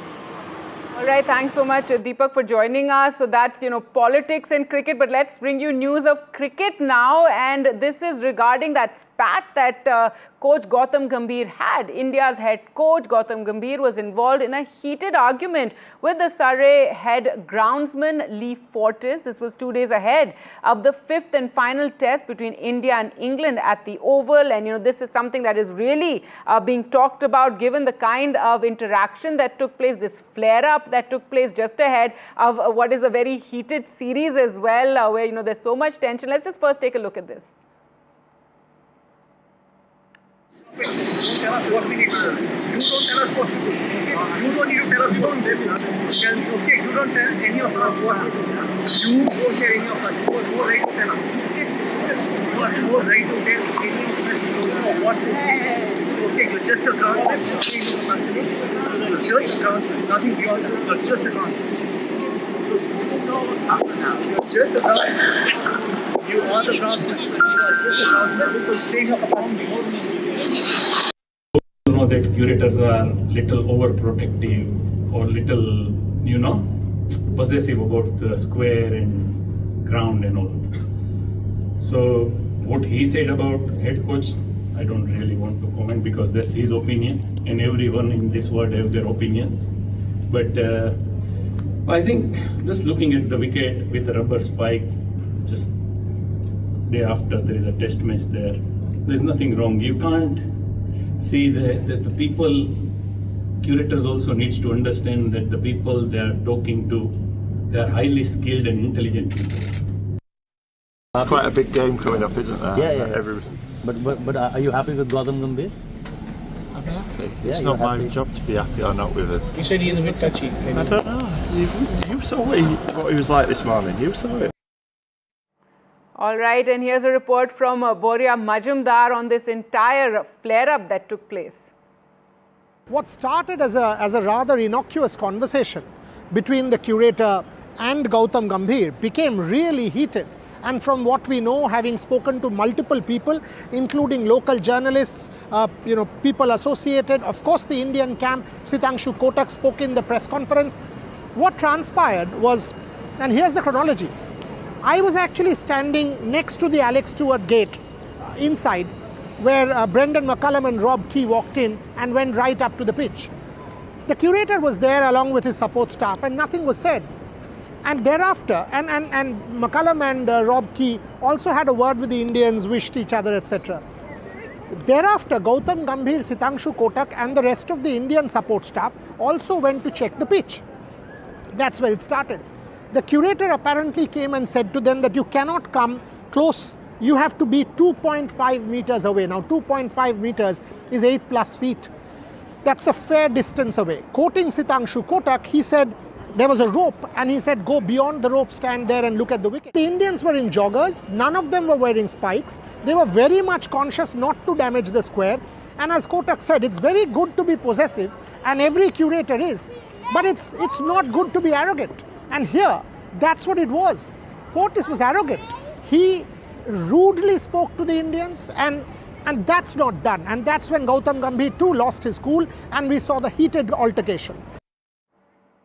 All right, so that's details about that altercation that took place very unseemly ahead of the final match. And also staying with the cricket news, more bad news now. India's bowling spearhead, Jasprit Bumrah, is going to miss that 5th India versus England test. Development not entirely surprising, though. The medical team is in coordination with Bumrah, I remember, and the selectors had decided he would play only 3 of the 5 tests. And now Bumrah is not going to be playing that 5th and final test. So lots taking place. Bumrah out of this series decider, and just before that you saw sparks flying between India head coach Gautam Gambhir in that spat with the chief pitch curator Lee Fortis. For all that and more, let's listen to the analysts, and let's go across to Rika for more. Rika, so lots happening before that 5th and final test. Well, Gargi, you're right, and everything is on the knife's edge now. The test match has been spiced up. It starts in Oval, the final test of the series tomorrow. And to talk about how nicely it is poised after all that in last test and this test, I'm joined at this hour by Deputy Sports Editor of The Hindu, Rakesh Rao, and Senior Sports Journalist Akash Dasgupta. Let me come to you, Rakesh. Good afternoon. Gautam Gambhir refused to back down. Neither did Fortis. Tell us, how do you look this, edge of the seat encounter that is going to, take place, and the effects of this that is going to be carried on to Oval? Number one, Rika, we had the right man for the right job at the right time. It was just, you couldn't have imagined Anil Kumble reacting the way Gigi did. But then, sometimes arrogance is not such a bad thing. You can meet arrogance with arrogance. And of course, being a guy from the capital, we know, how it works here. Arrogance is in plenty. Be it cricketers, be it the man on this, street, wherever, even road rages, the way it happens. So it is like nobody takes it lying down.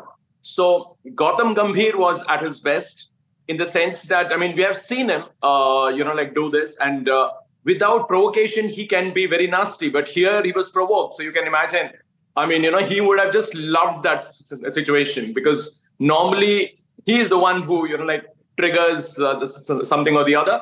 But yes, I'm completely with him, because what was said and whatever we believe was, whatever happened down there at ground zero, I think we had the right guy. That is one. And of course, we know, who said what.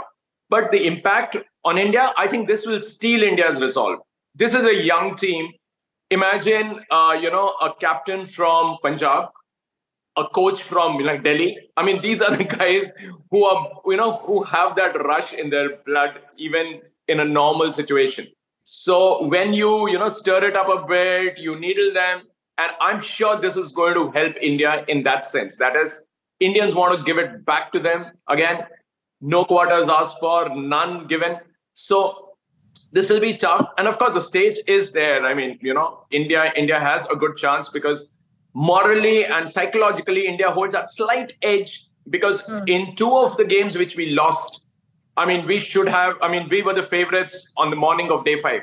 So from there we allowed to slip, so we have to make amends. So India has no dearth of motivation, determination, and relentlessly we have to go after them. So this in a way has rekindled that dying spark, if you were to say it, in a way, that because Indians were on the defensive, but now Indians can go head on and just give it to them as hard as they get. Or I mean, and like Indians need to hit them between the ears ASAP.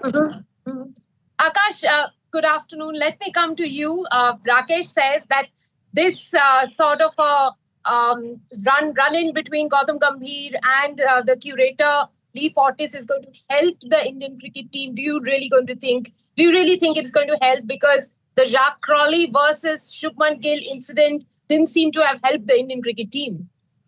Well, hello, Rika. Well, first up, what is very, very clear is that we can expect more fireworks, or as you mentioned, more spice in the test match that will begin tomorrow. Now, you have to understand that when you find yourself in a situation like this, where the series is on the line, and Rika, as someone who has covered cricket around the world yourself, you will know this very well, that the message that kind of trickles down, it's almost like an unwritten, unspoken message that trickles down to almost every department. Try and do whatever you can to derail the opposition. Now, the English know that they are on the back foot. As Mr. Rao pointed out, India should have won at least 2 of the tests that they lost. In fact, going into the 3rd test, if things had gone India's way 100%, they would have actually bagged the series by the time that the 3rd test finished. See, the English are rattled. They don't. Their bowling looked rather toothless in the last match. So did India's, but that's a different matter altogether and a different conversation. The captain is fatigued. So they are obviously going to try everything in the book to try and rattle India. Now, it's not a surprise what Mr. Fortis did here, because when it comes to groundspeople and especially the head curators of major cricketing venues, anyone who's covered cricket will know that there is almost always 2 separate sets of rules for the Yes, home they're very team, touchy away team. about the use of the ground and the square. About the use of the ground, and there are separate rules. There is a photograph that's doing the rounds right now, which is going viral, of Brendan McCullum and Mr. Fortis standing bang on the pitch on the eve of a 2023 Ashes test. They are standing on the pitch, and here he is asking the Indian team to stay 2.5 meters away at a time when this is not the message that is being passed to the English. So clearly these are, I wouldn't really call them mind games, but these are tactics that are employed. And at the end of the day, Gautam is someone who's not going to take a step back. Because he was there, he knows he has to defend his boys, and he did exactly that. Whether it actually helps India or not, spurs them on to do better, we'll only find out when the match starts. But they don't need something like this to happen to put in their very best, because this Indian team is focusing on 2 fronts. One, that they know that they have to win this test to square the series, and 2, they know very, very well that they have been the better team for large parts of the series. It's just that a few things didn't. Indeed. Rakesh, quickly let me ask you, Fortis also said that he's going to complain about Gautam Gambhir to match referee. Is there a case there? Can he complain to to the match referee about Gambhir, and can there be any action taken? I don't think so, Are there Rika. any provisions? No, there are. But then I don't think the Indian contingent or the support staff or Gautam Gambhir, in particular, did anything to cross the line, because he was only responding to what was being said. It is not that he tried to use spikes. Any member of the Indian support staff tried to damage the square or any such thing. Nothing was said as far as we know as of now. So I don't think he has a case there. But yes, because he had something to say, and if he's talking about it, it doesn't really cut any ice, I think. I don't think so. Akash, quickly also talk about Jasprit Bumrah, and he seems to be out of the series. That's what we are reporting. There's a likelihood of Bumrah not playing. Tell us, would that really hurt the Indian cricket team? Though in the last match, we have seen that Bumrah seemed injured. He seemed that he was not enjoying it anymore. He looked jaded. What's the impact we are expecting?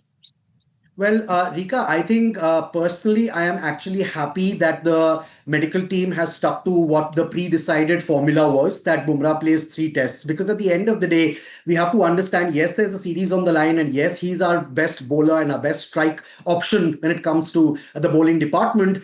But he's also somebody whose workload has to be managed very, very carefully. We saw what happened in Australia at the beginning of the year. It was only after that that everyone realized that he cannot go out there, including Jasprit himself, that he can't go out there and play all 5 test match of such a long drawn series. Now, if the decision was taken to play Jasprit in the 5th test, that, in my opinion, could have potentially set a very, very strong precedent, and perhaps a very dangerous precedent. Because what happens when the next time you are on an away series somewhere on foreign shores and you are behind the 8 ball? You will always be tempted to play Jasprit Bumrah. If he's already played 3 tests and if he's feeling okay, you would say, yes, let's just push him a little bit more. Let's play him in this test match. Nobody knows how his body is going to react. Akash, let me also tell our viewers. Let me also tell our viewers that Akash Deep will be coming in as a replacement of Jasprit Bumrah. But one quick question to you before we sum this up, Mr. Rao. Now that Jasprit Bumrah is not playing in this series anymore, do you see any chance of Kuldeep Yadav coming in and not in place of Jasprit Bumrah, but in place of Shardul Thakur? I'm with you completely, because I've been saying that if test match is about taking 20 wickets, what is your best bowler, best spin bowler doing, sitting there, warming the bench? But the point is that we need to include him, and I think it's high time we did that. Well, thank you very much, gentlemen, for joining us this afternoon and talking about that altercation between Gautam Gambhir and the curator that has spiced up the test match, and also the sad news of Bumrah not playing, who could be the replacements. We will be counting down to the final test match at Lord's between India and England. With that, we wrap up this segment. Over to Gargi for the rest of the news. All right, thanks so much for that, Rika. And changing tracks now on the program, from cricket to news from Gujarat, where the Gujarat Anti-Terrorism Squad has arrested a 30-year-old woman allegedly with links to the Al-Qaeda. She is from Bengaluru, and this is after 3 others were previously detained, all 4 of them, in fact, belonging to the same module, we're told. According to sources, Sama Parveen was allegedly running the entire module and was the main handler coordinating operations from Karnataka. That is what the investigators are saying after her arrest. Gujarat ATS ने al Qaeda Indian subcontinent के पहले 4 आतंकियों को गिरफ्तार किया है। कल एक और बड़ी सफलता गुजरात ATS को प्राप्त हुई है। एक महिला जो बेंगलुरु से है, ये आतंकी खास तौर पे हाईली रेडिकलाइज है, ऑनलाइन टेरर मॉड्यूल पे काम करती हैं। उसके बहुत ही महत्वपूर्ण पाकिस्तानी संपर्क भी उसके अलग अलग डिवाइसेस से मिले हैं। गुजरात ATS की ये प्रोएक्टिवली पुलिसिंग के माध्यम से 5 जितने महत्वपूर्ण ऑनलाइन टेरर मॉड्यूल पे काम करने वाले अल-कायदा इंडियन सब कॉन्टिनेंट के ये आतंकियों को गिरफ्तार करने में सफलता प्राप्त हुई है। मैं गुजरात ATS को बहुत बहुत अभिनंदन देता हूँ। And news from Jammu and Kashmir, where 2 terrorists were killed in an encounter with security forces. This is in Pooch, and this comes just days after Operation Mahadev, where the army eliminated those responsible for the Pahalgam attack. 3 people were killed there, and now 2 killed in this latest encounter. The Indian army eliminated 2 terrorists attempting to infiltrate across the line of control. 3 weapons have also been recovered from the encounter called Operation Shiv Shakti. NDTV NDTV's Nazir Masoodi with the details. This was an infiltration attempt, and both police and army have now confirmed that 2 infiltrators have been killed. Their identity is being ascertained. 3 weapons have been recovered so far, according to army. And this happened during the night when the army, they observed a suspicious movement near the line of control in Poonch sector. They challenged them, and there was an encounter, and during the ensuing encounter, 2 infiltrators have been killed. And according to army, 3 weapons have been recovered from the site of encounter.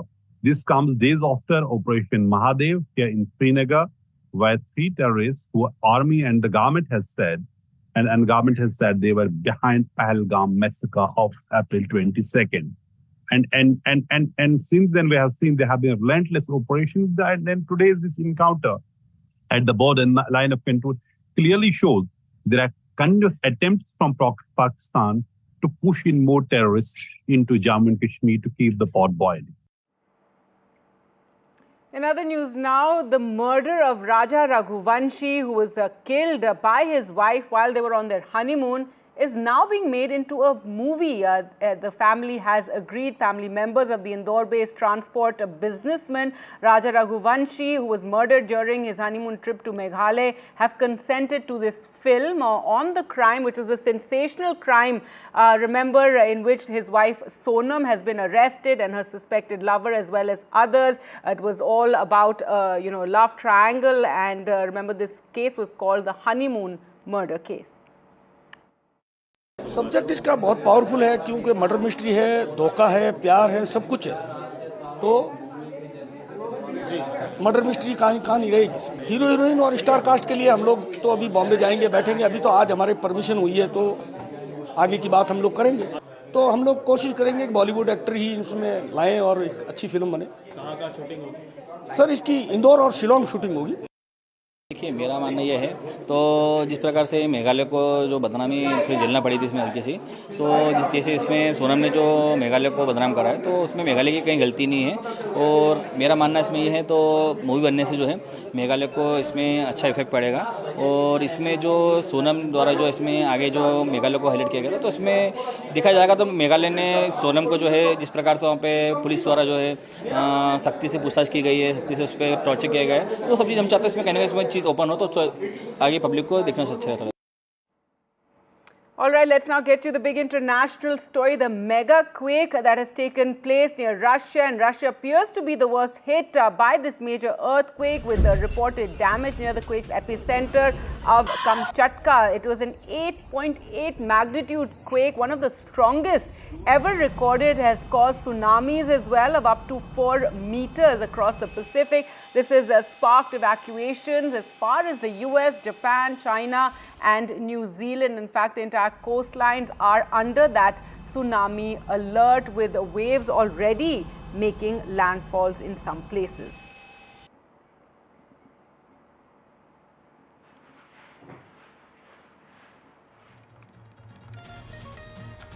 All right, a monster earthquake there. With that, we'll slip into a short break. News and updates continue on the other side. Do stay with us.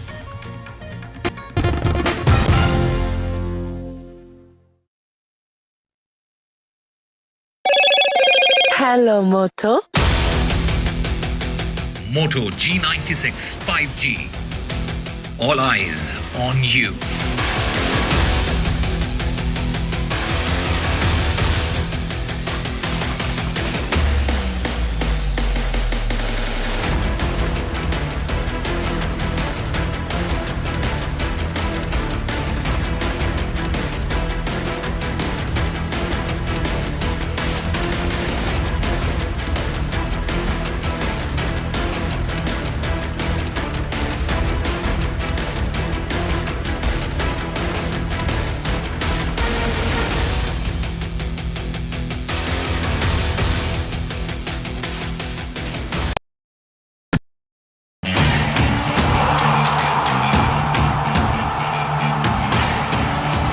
Some say sport is a matter of life and death.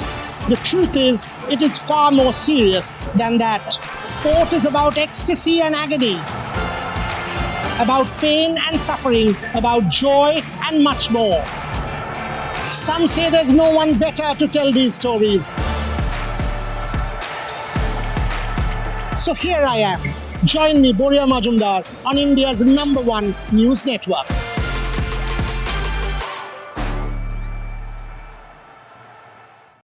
We are here with Salman Khan, who has told us a lot about bikes.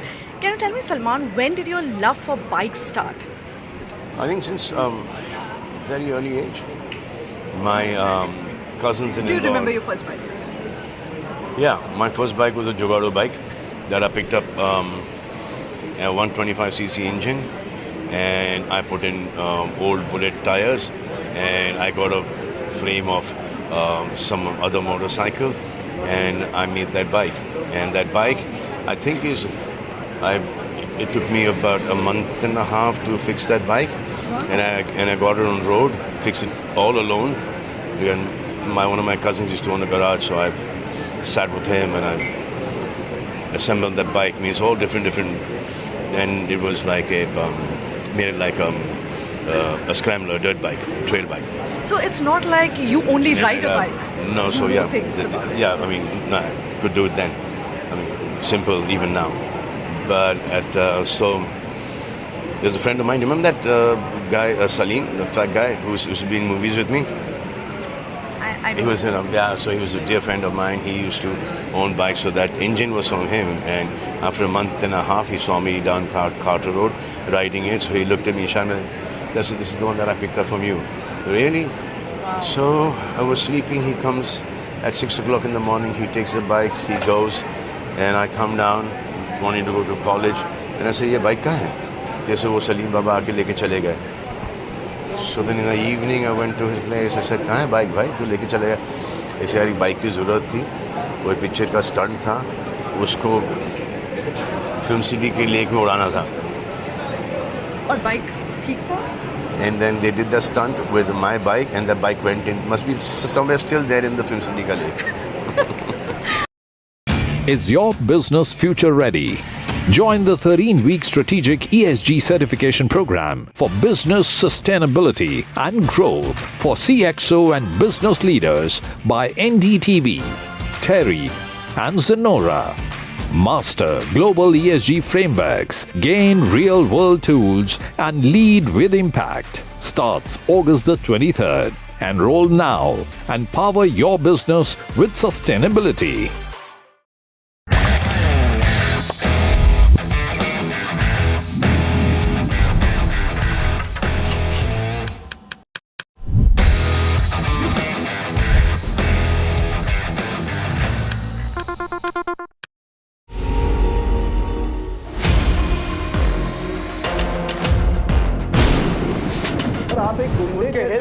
कर रहे हो sir? मेरी आप तो एक मेरा Gaikwad is running away from NDTV's questions. That issue is not before the High Command. It was not discussed so far. Kolhapuri chappals costing $1,300. The noise we made finally got heard, and it's so nice that somebody took action on it.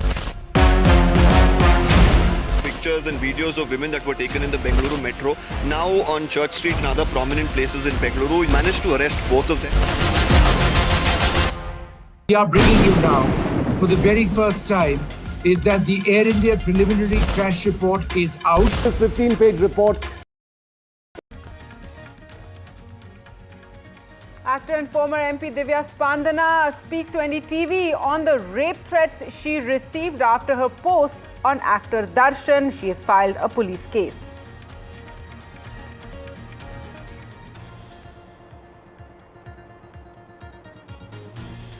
How the Pahalgam plotters were tracked, inside details of how the terrorists were nabbed by security forces, including an all-nighter by the Home Minister and scientists working through the night. Two terrorists killed in an encounter in Jammu and Kashmir near the line of control. Encounter comes days after the Pahalgam killers were shot dead.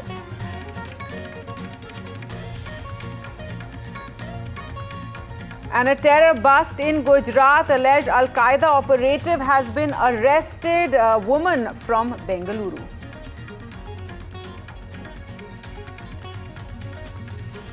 Presented by Canara Bank. Together we can.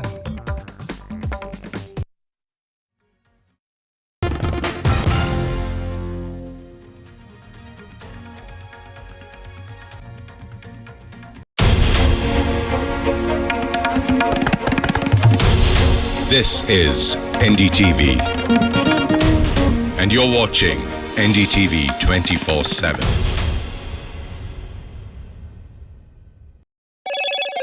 Hello, Moto.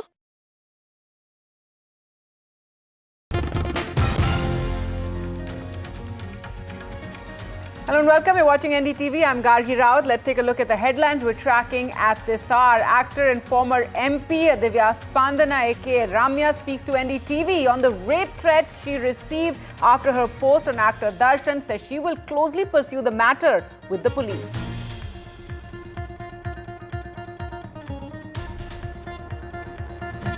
Actor Prakash Raj appears before the Enforcement Directorate in connection with an investigation into illegal online betting app. Says that he ended the deal after concerns were raised. We get you exclusive details on how Operation Mahadev was carried out, how the Home Minister stayed up through the night. Forensic scientists also worked round the clock.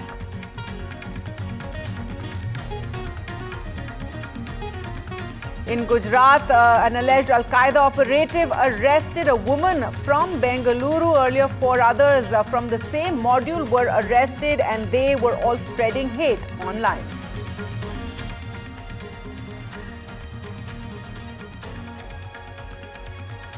And a blow to India ahead of that final test match. Jasprit Bumrah will not be playing in that 5th and final test of the Anderson-Tendulkar Trophy.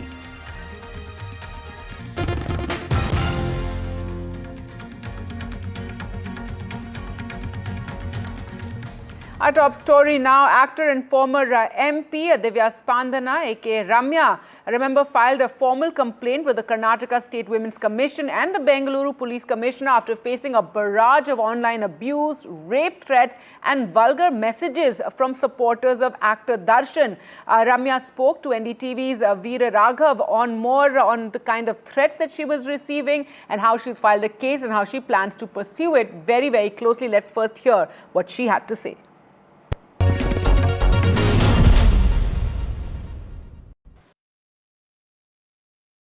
You've taken this issue up, but you faced enormous amount of online harassment. Now you've decided to go all the way with a police case in this matter. You know, it was just a very simple post that I put out last week. It was on the 24th of July, and it was just statements made by the Supreme Court against the bail order given to Darshan, right? And it was just a screen grab or a news article link that went with the tweet. You can pull it up. It's still there on my timeline on Twitter. And I said Supreme Court is a ray of... All right, let us go across to where the Foreign Minister Jaishankar is speaking in the Rajya Sabha. A number of steps were taken. Pakistani visas under SARC were cancelled.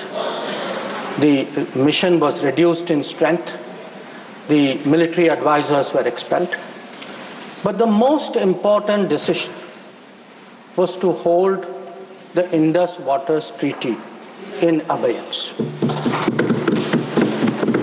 Now, sir, there has been a lot of discussion in the House. Different members have expressed their opinion, as they should. But I think the importance of this step, it's necessary that the House understand and appreciate it. Because, sir, the Indus Waters Treaty in many ways is a very unique agreement. I cannot think of any agreement in the world where a country has allowed its major rivers to flow to the next country without having rights on that river. So it was an extraordinary agreement. And it's important when we have put it in abeyance to recall the history of this agreement. Now I know, sir, yesterday I heard some people are uncomfortable with history. They prefer that historical things are forgotten. Maybe it doesn't suit them, they only like to recall some things. So let me, for the benefit of the House, sir, mention 3 important observations which were made in Parliament on the issue of the Indus Waters Treaty. This was on November 30th, 1960. And the observations were made by the then Prime Minister on this subject. First, he says, I would like to know, is this House now to judge the quantum of supply of water or the quantum of money to be given? I confess I cannot judge it offhand. So the Prime Minister of India then is telling the Parliament, you cannot be a judge of the quantum of water. You should not be looking at how much money we are giving to Pakistan. That is not your business. Let me, sir, give you a second quote. The Prime Minister then goes on, so because many members objected to the Indus Waters Treaty. He says, honorable members have been saying that there was a partition. What has happened is none of our lookout. We should not give them anything. That is neither, now this is the Prime Minister's view, sir, then Prime Minister's view. That is neither a strictly legal, constitutional, or just approach to this problem. If we follow that approach, it would mean turning a great part of West Punjab into almost a wilderness. West Punjab is Pakistani Punjab. So the Prime Minister is saying, let us do this treaty because the Indian Parliament, the Indian government, the country should put the interests of Pakistani Punjab. So not a word about the interests of the Kisan of Kashmir, of the people of Punjab. Please take your seat. Mr. Jairam Ramesh, nothing is going on record. Please, nothing is going on record. सिर्फ माननीय विदेश मंत्री की बातें ही record पे जा रही हैं. Not a word about Rajasthan, not a word about Himachal, but it is turning a great part of West Punjab. Take your seat. Sorry, sir, we can't get treated like this. Into almost a wilderness. He's lying here. Sir, please take your seat. He's not lying. Seat पर बैठ करके बोलना सही नहीं है, आप जानते हैं. Sir, then I'll give you the third quote. Please. He now says, because people are saying, you are paying money.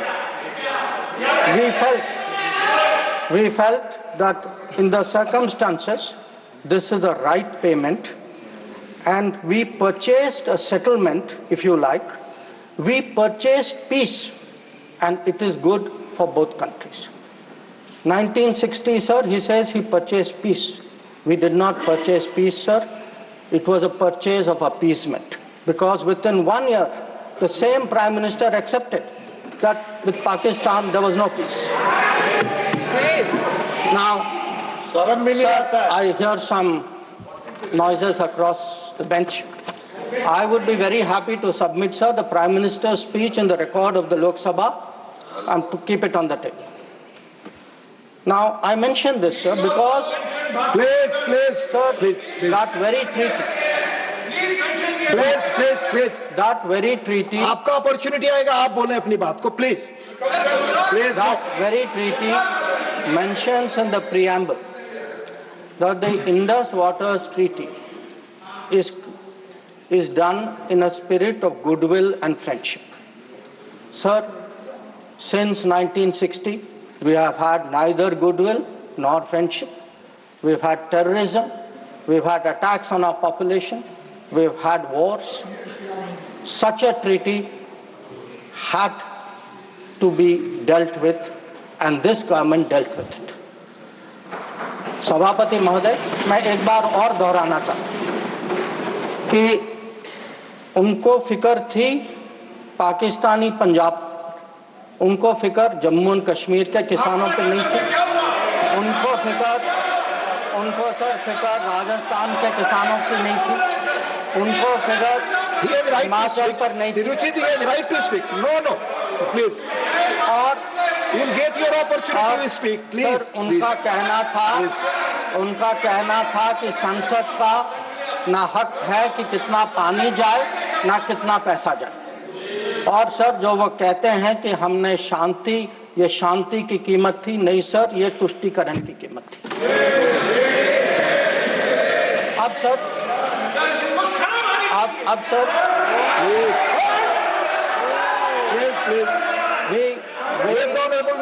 Please. we sir grew up with the belief that nothing can be done. Please. Sir, we were told. Please. We were told for 60 years. आपको मौका मिलेगा, आप बोले, please. Sir, we were told for 60 years that nothing can be done. Pandit Nehru's mistakes cannot be corrected. The Narendra Modi government shows it can be corrected. Like Article 370 was corrected. The Indus Waters Treaty is being corrected.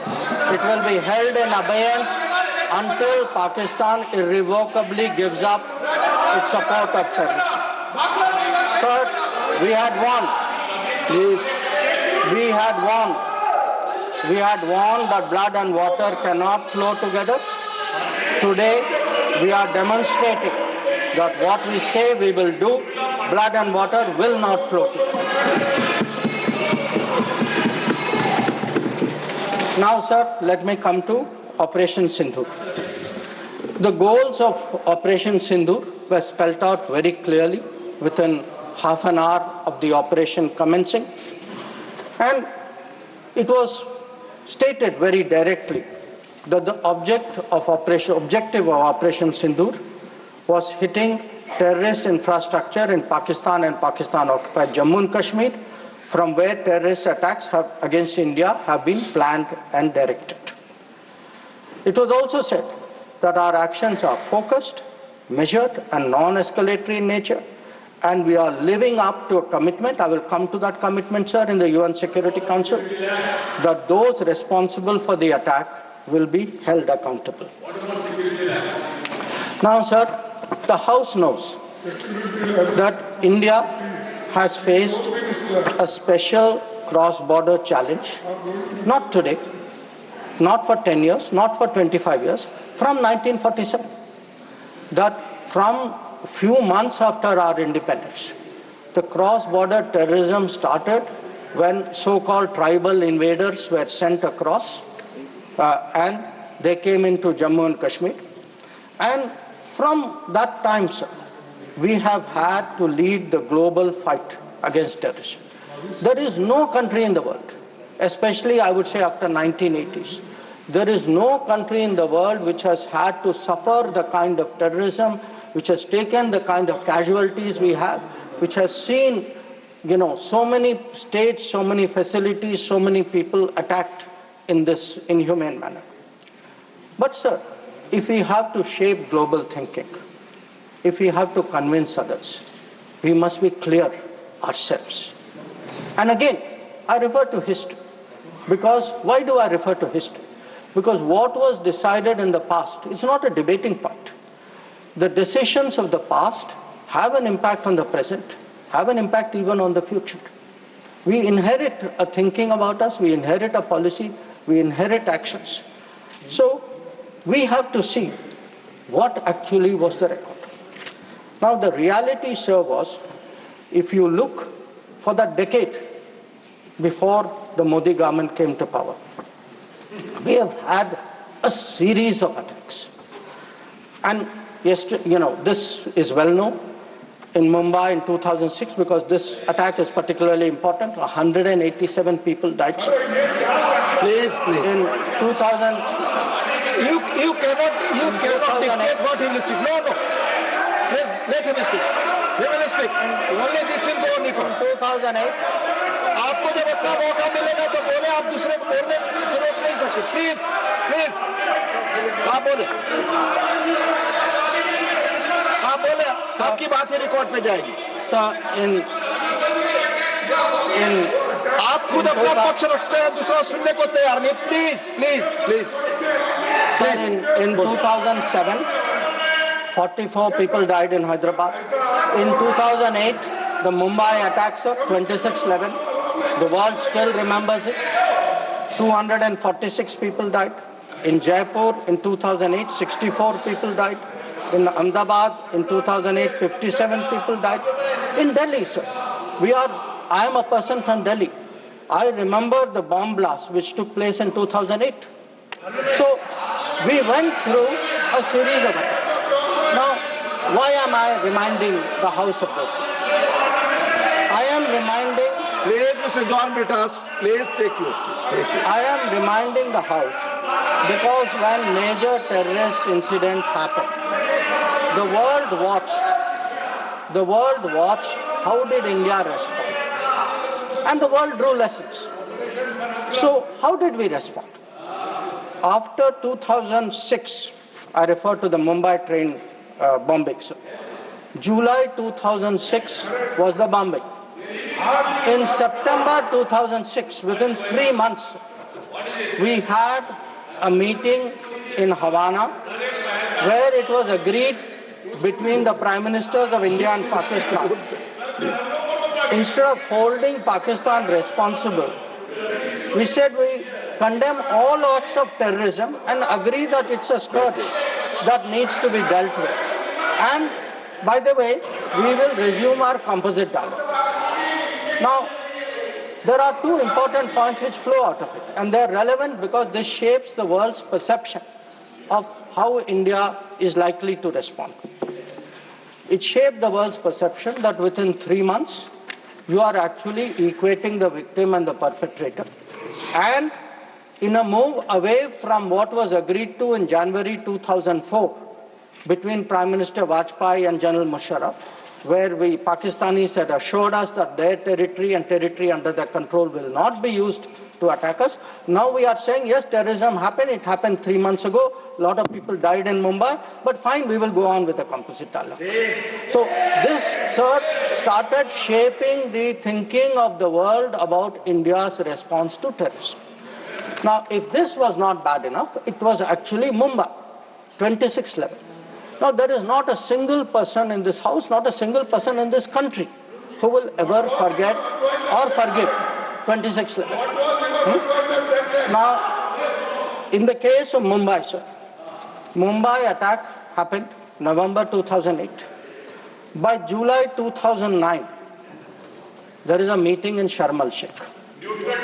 And in Sharm el-Sheikh, I remind the House, sir, it was agreed terrorism is the main threat to both countries. Both countries. I mean, that guy does that attack. And we say terrorism is a threat to both countries. Terrorist action on terrorism should not be linked to composite dialogue. And of all things, sir, there was an astounding connection to Balochistan. I mean, we are allowing the Pakistanis to imply as though we are doing something wrong after. And this is not just a statement, sir. It is coming after the most horrific attack in Mumbai just a few months ago. Now, the thinking behind this, sir, because I have to recall history to remind the House how much has changed in the last 10 years. The thinking behind this, I quote from the book of the National Security Advisor of the UPA government. He says the simple answer to why India did not immediately attack Pakistan is that after examining the options at the highest levels of the government, the decision makers concluded that more was to be gained from not attacking Pakistan than from attacking. So, sir, this is the thinking. So, I sir, want to today when we are hearing talk hyphenation. Sir, these are people who are self-hyphenating themselves. They are telling Pakistan, you and I are the same level. We are both victims. So they did not need anybody in America or anywhere else to hyphenate them. They were doing it themselves. And most important, sir, they had routinized, they had normalized terrorism. They made out, terrorism हो गया, but चलिए dialogue के लिए चले जाते हैं. हर बार sir, इतनी बड़ी घटना होती है, मुंबई 26/11 होती, ट्रेन बॉम्बिंग होती है, कुछ महीने बाद आप कहते हैं नहीं ठीक है वो हो गया, चलिए बात के लिए चलते। अब आप ही बताइए सर, दुनिया आपको सीरियसली कैसे लेगी? आप दुनिया क्या सोचेगी? और आप सर जो 2004 में जो तय हुआ कि उनके यहाँ से कुछ भी होगा तो जिम्मेदारी उनकी होगी, आप तो भूल गए उसको। प्लीज चेयर पर बैठकर ना बोल रहे, ये सदन की परंपरा नहीं है। मेरा सबसे अनुरोध होगा, आप सबको मौका मिलेगा, अपना पक्ष रखेंगे, प्लीज प्लीज। अब सर मैं समझाना चाहूंगा कि पिछले दशक में क्या बदला। नरेंद्र मोदी के सरकार में आतंकवाद के बारे में क्या बदला? एक सर के आतंकवाद, टेररिज्म, अब हम लोग सर इसमें माननीय गृह मंत्री के बयान के अलावा कोई और चीज रिकॉर्ड पे नहीं जा रही है, प्लीज। सर माननीय विदेश मंत्री, सॉरी, करेक्टेड, स्टैंड करेक्टेड, विदेश मंत्री, please. Let me tell you, sir, what has changed in the last decade. And I will keep it very sharp and short. Number one, we have been able to put terrorism on the global agenda. We have every forum, BRICS ho, Quad ho, SCO ho, bilateral ho. Today, if terrorism is on the global agenda, it is due to the efforts of the Modi government. Number two, sir, we were able to get Masood Azhar and Abdul Rahman Makki, two notorious terrorists, placed under the sanctions of the UN Security Council 1267. Three, sir, we were some years ago members of the Security Council. We were able to hold a Security Council meeting at the venue of terrorism attack, that is the Taj in Mumbai. That event had a huge impact about global consciousness on terrorism. Fourth, we were able, through bilateral agreements and understandings, get back terrorists from key countries who had been sent back to India under extradition agreements. And I remind you here, sir, that Tahabur Rana, who was wanted for 2611, finally has been brought back by the Modi government to India, who is today facing trial in this country.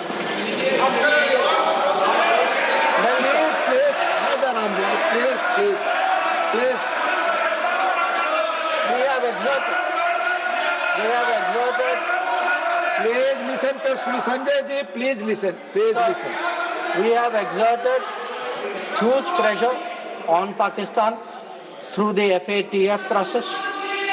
We have convened and we actually had a conference of no money for terror. We have today joined this effort at identifying financials of terrorists.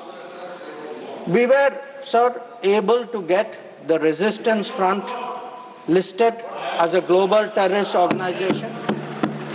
And, sir, I would like to inform the House that the monitoring team of the UN has submitted its 36th report of the Analytical Support and Sanctions Team. And it mentions, this has just been received, so it is made public today. For the first time, the United Nations report mentions the Resistance Front, TRF, saying that member states have noted that one member state said the Pahalgam attack could not have happened without Lashkar-e-Taiba support, and there was a relationship between LET and TRF. Another member state said attack was carried out by TRF, which is synonymous with LET, and it mentions that Pakistan actually opposed it and said LET was defunct. So we were able to get into UN a recognition that TRF today is a proxy for the LET and is responsible for fighting. Now, sir, sometimes it is asked, saying, well, these are declarations, what do they matter? They matter, sir, because they shape global opinion. And again, I want to say, what is the change? Because change only comes out through contrast. Yesterday, sir, one honorable member made a reference to BRICS. We just had a BRICS meeting. For the first time, we were able in a BRICS meeting to get an explicit reference to a terrorist incident. It says here, the BRICS countries, sir, that we condemn in the strongest terms the terrorist attack in Jammu and Kashmir on 22 April, and we reaffirm our commitment to combating terrorism in all forms and manifestations, including cross-border terrorism. Now, sir, I want to draw a contrast to tell you the change of the last decade. In 2009, there was a BRICS meeting. It was the first BRICS meeting after the Mumbai 26/11 attack.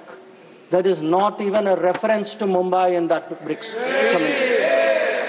All it says is we strongly condemn terrorism in all forms and manifestations, reiterate that it has no justification. So today, sir, when people say, okay, where was Indian diplomacy? Indian diplomacy has been successful in getting America to declare TRF as a global terrorist organization, in getting the UN Security Council monitoring team to accept that TRF today is a terrorist entity, in getting BRICS, which is composed of some very difficult countries, to getting BRICS even to recognize the seriousness of Pahalgam and to say, and sir, when people say cross-border terrorism, what border do they mean? Does this have to be spelled out? So the point is that in the last decade, there has been a huge change in India's approach to terrorism, and this change on the ground was demonstrated in Uri, after Uri, in our surgical strike. It was demonstrated in 2019 in the airstrike, and it is today, sir, demonstrated through Operation Sundoor.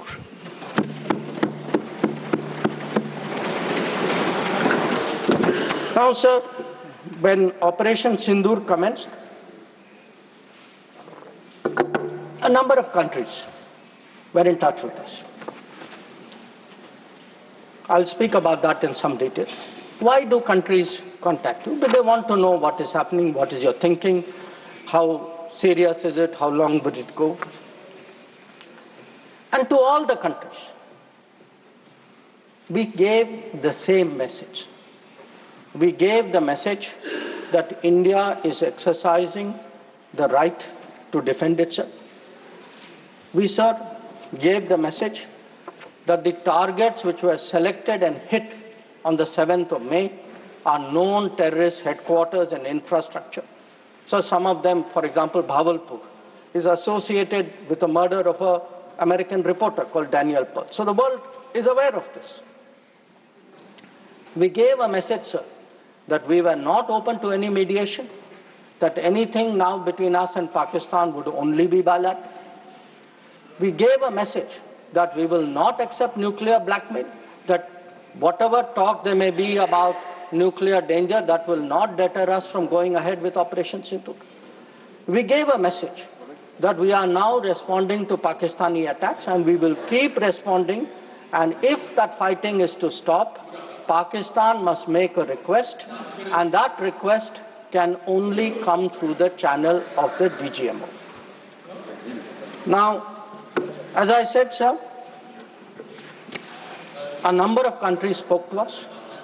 There was, I think, particular interest in the House about the conversations with the United States. So let me share a few words there, sir.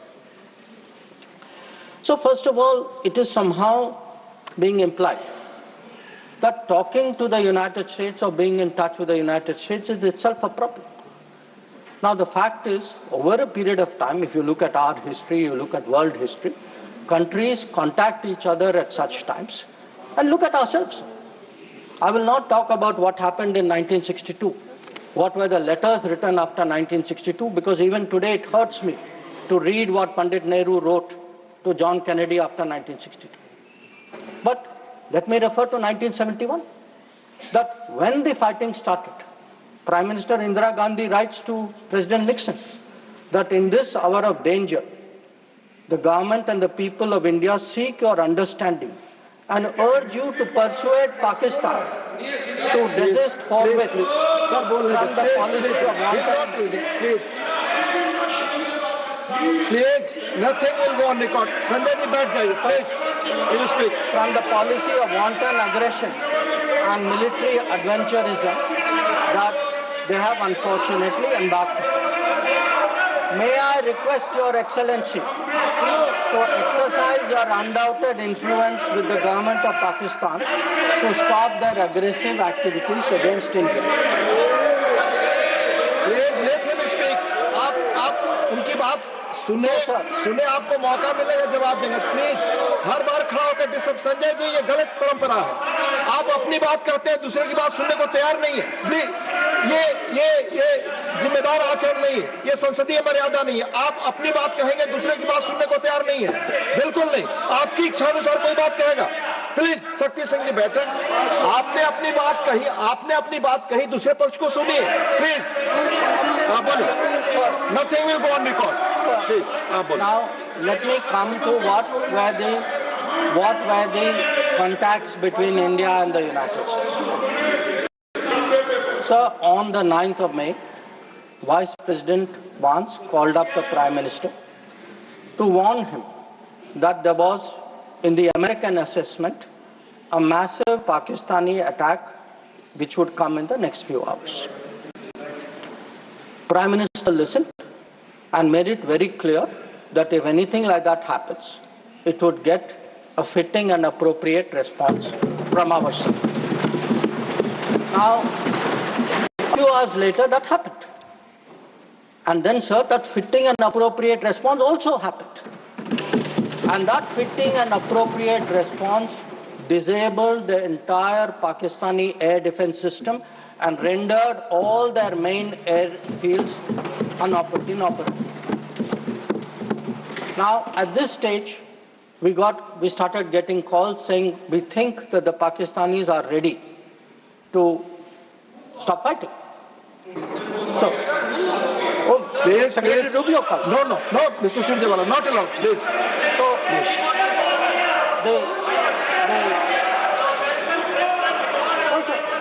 please speak. So that will go on the record. The response which we gave, the response we gave to anybody who spoke to us was that the Pakistani side has to make a request, and that request has to come through the DGF. No. Wait, no, I'll tell you. Sit down, I'll tell you who called. Now, sir, I want to make three things clear. One, there was no leader, nobody anywhere in the world who asked India to stop its operations. This is something the Prime Minister also said. Number two, there was no linkage with trade. No, I'll tell you. So there is no linkage of trade. There was no linkage of trade in any of those conversations. And there was no cause between Prime Minister and President Trump. Now, so nothing is going on record. Mr. Surjewala, please don't disturb them. Please. Please, nothing is going on record. Please. So I think if honorable members will sit down and allow me to continue. Please. During this period, as I said, we had a number of conversations with different countries. We had conversations with the US, we had a conversation with the EU, we had a conversation with Saudi Arabia, and I want to say this. When all the calls which I got are actually on record. They are on my social media record. So it was on the 10th of May, we got calls from US, we got calls from Saudi Arabia, we got calls from a few other countries. Most. नहीं आप इस तरह नहीं, please आप इस तरह आचरण. So the point is, to everybody the answer was the same. The answer was, if the Pakistanis want to stop fighting, the Pakistanis have to request us, The Pakistanis have to request us through the DGMO channel, and that, sir, is exactly what happened. Now, sir, I would like Mr. माननीय शक्ति सिंह जी, please आप बैठ जाए, आप बैठे, संजय जी बैठे, please आप बोले, आपकी बात रिकॉर्ड की जाती है. Sir, I would like to share what is the response. Sir, आप डिसऑर्डर मत क्रिएट करें please. As per rules, go by rules. Shakti Singh जी, आप कुछ भी बोले, आप अपनी बात कुछ भी रखें, दूसरे की बात न सुने, सही नहीं है. प्लीज मर्यादित आचरण रखिए, please. Sir, I would like to respond to I would like to share with the House how the world responded to this. One, sir, it's very important for the House to recognize that the UN Security Council passed a statement.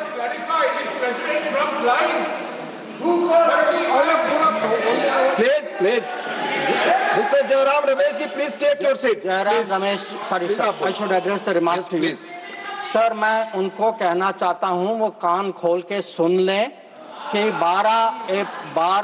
22 अप्रैल से 16 जून तक एक भी phone call president Trump और prime minister Modi के बीच में नहीं. Please, ये सही परंपरा नहीं. आप अपनी बात कहें और दूसरे पक्ष की बात न सुने. ये लोकतांत्रिक मर्यादा के अनुरूप नहीं है. आप सब लोग धैर्य से सुने. प्लीज आप बोले. सर, अगर now if we come to how the world responded, I think please नहीं, रिकॉर्ड पे नहीं जा रहा है. आप दूसरे की बात सुनने को तैयार नहीं है. आप दूसरा पक्ष सुनते नहीं है. प्लीज, आप अपना पक्ष कहते हैं, दूसरे का भी सुनिए. Please. In terms of the UN, in terms of the global response, I think most noteworthy was the UN Security Council statement. That statement was very noteworthy because Pakistan was a member of the council. We are not members of the council. Despite not being members of the council, we were able to get the UN Security Council to issue a statement. बार मैं आपसे अनुरोध कर रहा हूं, कृपया seat पर बैठकर इस तरह से न चिल्लाएं, न कमेंट्री करें. मैं अनुरोध कर रहा हूं, do not force me. Please, please असंसदीय शब्दों का इस्तेमाल न करें. प्लीज बैठ जाइए, आप बोले. Please. So the UN Security Council on the 25th of April, और ये सर आप सोचिए कि हम सदस्य नहीं थे, पाकिस्तान सदस्य था, उसके बावजूद our diplomacy was able to get the UN Security Council to issue a statement underlying the need to hold the perpetrators, organizers, financiers and sponsors of Pahalgam act of terrorism accountable and bring them to justice. Now, not only that, sir, in this period, if you look, because a lot of comments were made yesterday, how good was Indian diplomacy? आपके कितने लोगों को समझा पाए, कितने लोगों को इनकी अंडरस्टैंडिंग सपोर्ट क्या थी? Sir, we had a statement from Quad, we had a statement from BRICS. वो बहुत अलग-अलग ग्रुप थे, but yet Quad was specific in condemning the terrorist attack in Pahalgam and repeating the call of the UN Security Council to bring the perpetrators and organizers to justice without any delay. In the case of BRICS, so the very BRICS which after Mumbai 26/11 could not even use the word cross-border terrorism. आप लोग diplomacy की बात कर रहे हैं, आपने मुंबई की बात उठाई नहीं वहाँ. अब वो लोग जो मुंबई पे चुप रहे, आज सर ज्ञान दे रहे कि हम लोगों को क्या करना चाहिए. और अगर आप ब्रिक्स में देखें, BRICS has a specific reference to cross-border movement of terrorists, terrorism, finances, and safe havens. Sir, आगे देखें, आगे देखें sir. We were able to get Central Asian countries. Please. We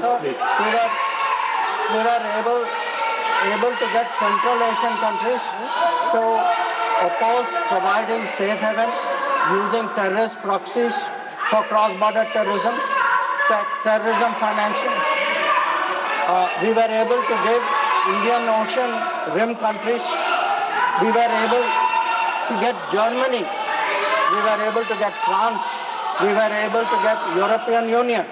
We were able to get Russia. Sir, अगर आप Russia का देखें, President Putin has said that this brutal crime has no justification whatsoever, and its perpetrators will face a deserved punishment. So, sir, I want to say that in terms of diplomatic support, we were able to get a wide range of countries, including our neighbors. Every one of our neighbors, barring Pakistan, issued a statement expressing solidarity, condemning Pahalgam. So, a lot of them said explicitly that people should be brought to justice.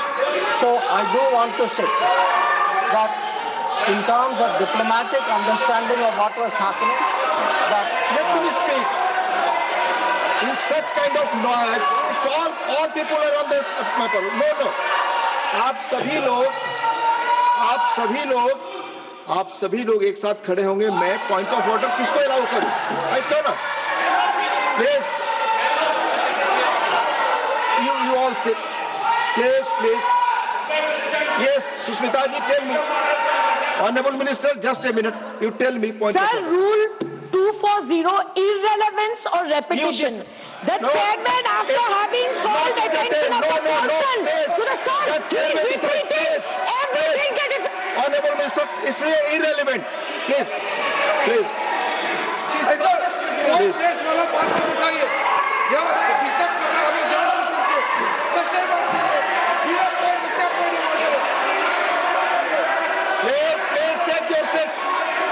take your seats. Honorable Minister. ठीक है sir, disturb नहीं होते. आप अब continue करिए. मैं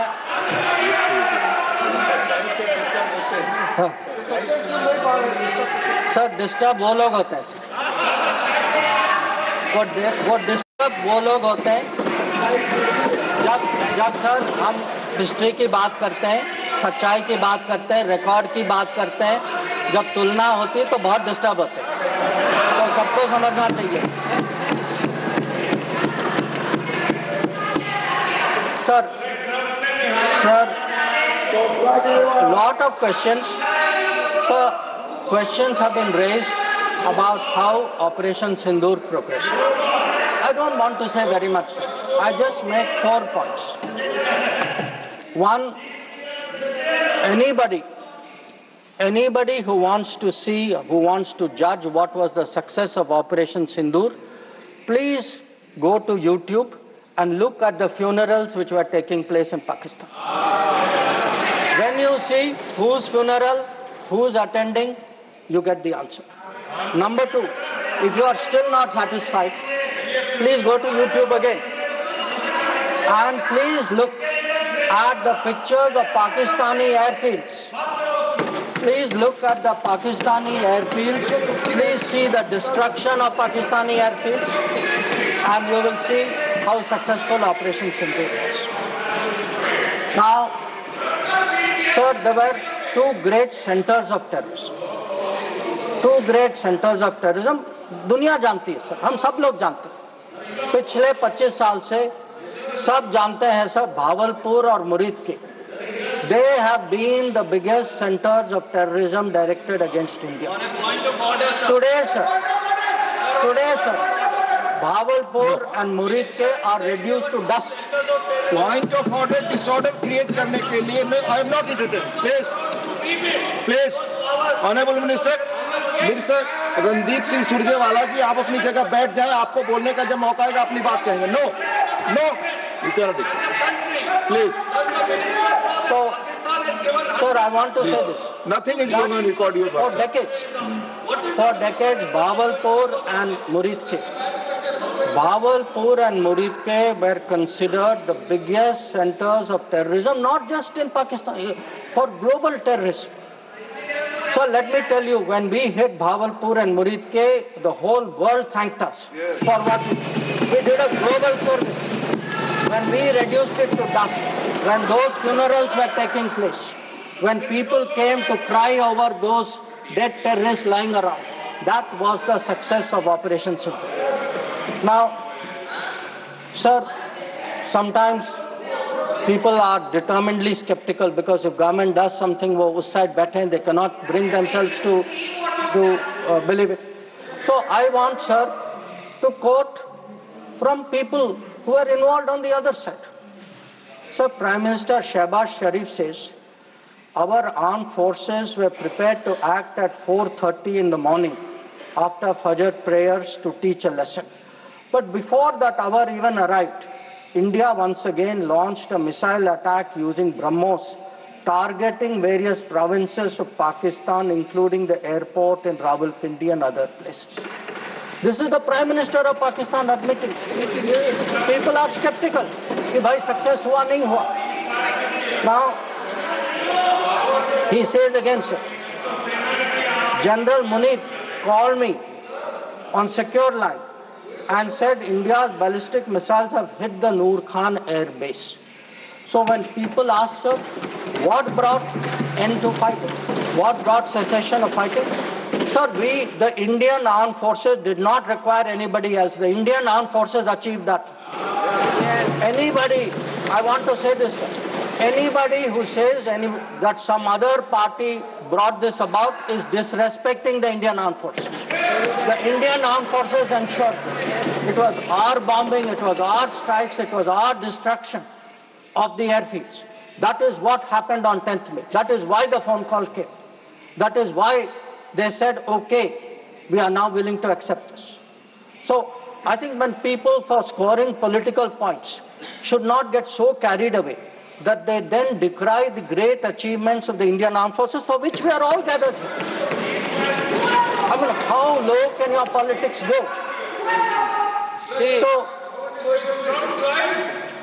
So sir, I want, sir, to now come to where we are. Now, I used, sir, the word new normal. I understand there were some objections. Some people thought it's not the right word. I will rephrase it, sir. There are two normals. There is a Congress normal, which I spoke about, and there is a Modi normal. Okay? And let me tell you, sir, what is the Modi normal? The Modi normal is terrorists are not proxies. Number two, cross-border terrorism will get appropriate response in our way at our time. Three, talks and terror will not go together. Please, on Britas. If there are talks, it will only be about terror. Number four, we will not give in to nuclear blackmail. And number five, terrorism and good neighborliness cannot go together. And therefore, sir, blood and water will not flow together. And I know some members raised some issues about it, but I want to say, dams may have taken years to build before. This is Modi government. Things are different. You will see the change on the ground. Yes. And again, I repeat, blood and water will not flow. Now, sir, some issues have been raised in the debate. With your indulgence, I would like to address some of them. Many of them related to China. That there is a China-Pakistan nexus. And today, sir, people are offering great wisdom on China. In fact, some people have even said that I am not that well versed on China. Sir, I've only spent 41 years in foreign service, only been the longest serving ambassador. But sir, there are China gurus now. One, sir, is honorable member sitting across me, whose affection whose affection for China is so great, sir, उन्होंने एक संधि बना ली थी China और India की, चिंडिया। तो इतनी मोहब्बत थी सर कि उसको संधि बना ली। अब सर इनको छोड़िए, इनके अलावा एक और चाइना गुरु है। अब सर अब ऐसा है सर, जयराम जी सर हो सकता है कि चाइना पर मेरे यहाँ से कुछ कमी है, क्योंकि sir I did not get China teaching by going to Olympics. किसी ने मुझे बुलाया नहीं sir. I was not a special person. तो कुछ लोग जो हैं उनका चाइना ज्ञान जो है ओलंपिक्स जाने से हुआ। अब सर कभी-कभी अब सर जब ओलंपिक्स में गए किनसे मिले और क्या हस्ताक्षर किया उसकी तो बात ही नहीं करते। और सर जो मिले वो खाली चाइना से नहीं थे सर, कहीं और से भी थे। तो उसको मैं छोड़ देता हूँ सर, मैं बात नहीं करता उसके बारे में। पर सर कभी-कभी क्या होता है कि जब ओलंपिक्स की क्लासरूम होती है ना, कहीं सर कुछ बातें छूट जाती तो प्राइवेट ट्यूशन भी लेना पड़ता है। तो ये प्राइवेट ट्यूशन चाइनीज एम्बेसडर से लेते हैं, तो चाइनीज एम्बेसडर को घर में बुला के प्राइवेट ट्यूशन लेते हैं। तो अब ये चाइना गुरु का कहना है सर कि चाइना और पाकिस्तान आज बहुत नजदीक आ गए। सर है, हकीकत है, पर कैसे पास आए सर, कैसे नजदीक आए? क्योंकि हम लोगों ने बीच में पीओके की धरती छोड़ दी थी। हम लोगों ने सर, ये चाइना पाकिस्तान की बात कब से शुरू हुई? 62-63 से शुरू। 63 में पाकिस्तान ने चाइना को शशगम वैली दिया सर। 67 में काराकोरम हाईवे की प्लानिंग शुरू हुई। 88 में काराकोरम हाईवे खत्म हुई सर। 88 में 86 आप जानते हैं सर किसकी सरकार थी। 67 में पाकिस्तान चाइना का मिलिट्री कोऑपरेशन 67 में शुरू हुआ सर। और न्यूक्लियर कोलैबोरेशन 76, 10 साल बाद। तो जब सर यहाँ के प्रधानमंत्री पाकिस्तान और चाइना 80s में जा रहे थे और कह रहे थे कि इन दोनों के साथ समझौता होने वाले, that was the very time when the nuclear collaboration was at its height. अब आगे बढ़िए सर, 2005 में Pakistan treaty of friendship, Pakistan China treaty of friendship. 2006 में Pakistan China free trade agreement. 2013 में ग्वादर पोर्ट की ट्रांसफर। 2005 में हम्बनटोटा पर हस्ताक्षर। 2008 में काम शुरू हो। तो जब आज बात करते हैं सर कि चाइना पाकिस्तान नजदीक आ गया है सर, हमें पता है, हकीकत है, हम इसके साथ डील कर रहे। पर ये कहना कि ये अचानक हो गया और मैं चेतावनी दे रहा हूं और किसी को पता नहीं है, साहब आप हिस्ट्री क्लास में सो रहे थे, आप ही को पता है। तो अब सर मैं ये भी कहना चाहता हूँ, आप जो चेतावनी दे रहे हैं सर, वो 10 साल, वो यूपीए के दशक में देखिए क्या हुआ। और मैं जानता हूं सर, उसमें चाइना को स्ट्रेटेजिक पार्टनर बना घोषित किया गया सर, स्ट्रेटेजिक पार्टनर। सर हमारे यहाँ एक जनरल थे, ईस्टर्न कमांड के जनरल थे, जब मैं राजदूत था चाइना में, उन्होंने मेरे से पूछा कि देखिए मैं फौज का आदमी हूँ, मेरे लिए सब ब्लैक व्हाइट होना चाहिए, आप मुझे समझाइए कि ये पड़ोसी जो आज भी हमारे धरती पर इसकी क्लेम है, जिसके साथ हमारी युद्ध हो चुकी है, जिसके साथ रोज तनाव है, इसको आप स्ट्रेटेजिक पार्टनर कैसे घोषित कर सकते हैं? और मैंने कहा कि भाई मैं डिप्लोमेट हूं, पर मैं भी हैरान, मेरे पास भी एक्सप्लेनेशन नहीं था, क्योंकि सर ये आया कहीं और से।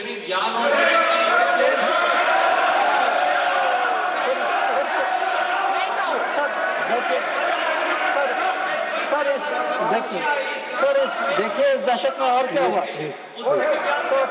इस दशक में 2006 में सर इस दशक में 2006 में रीजनल ट्रेड एग्रीमेंट।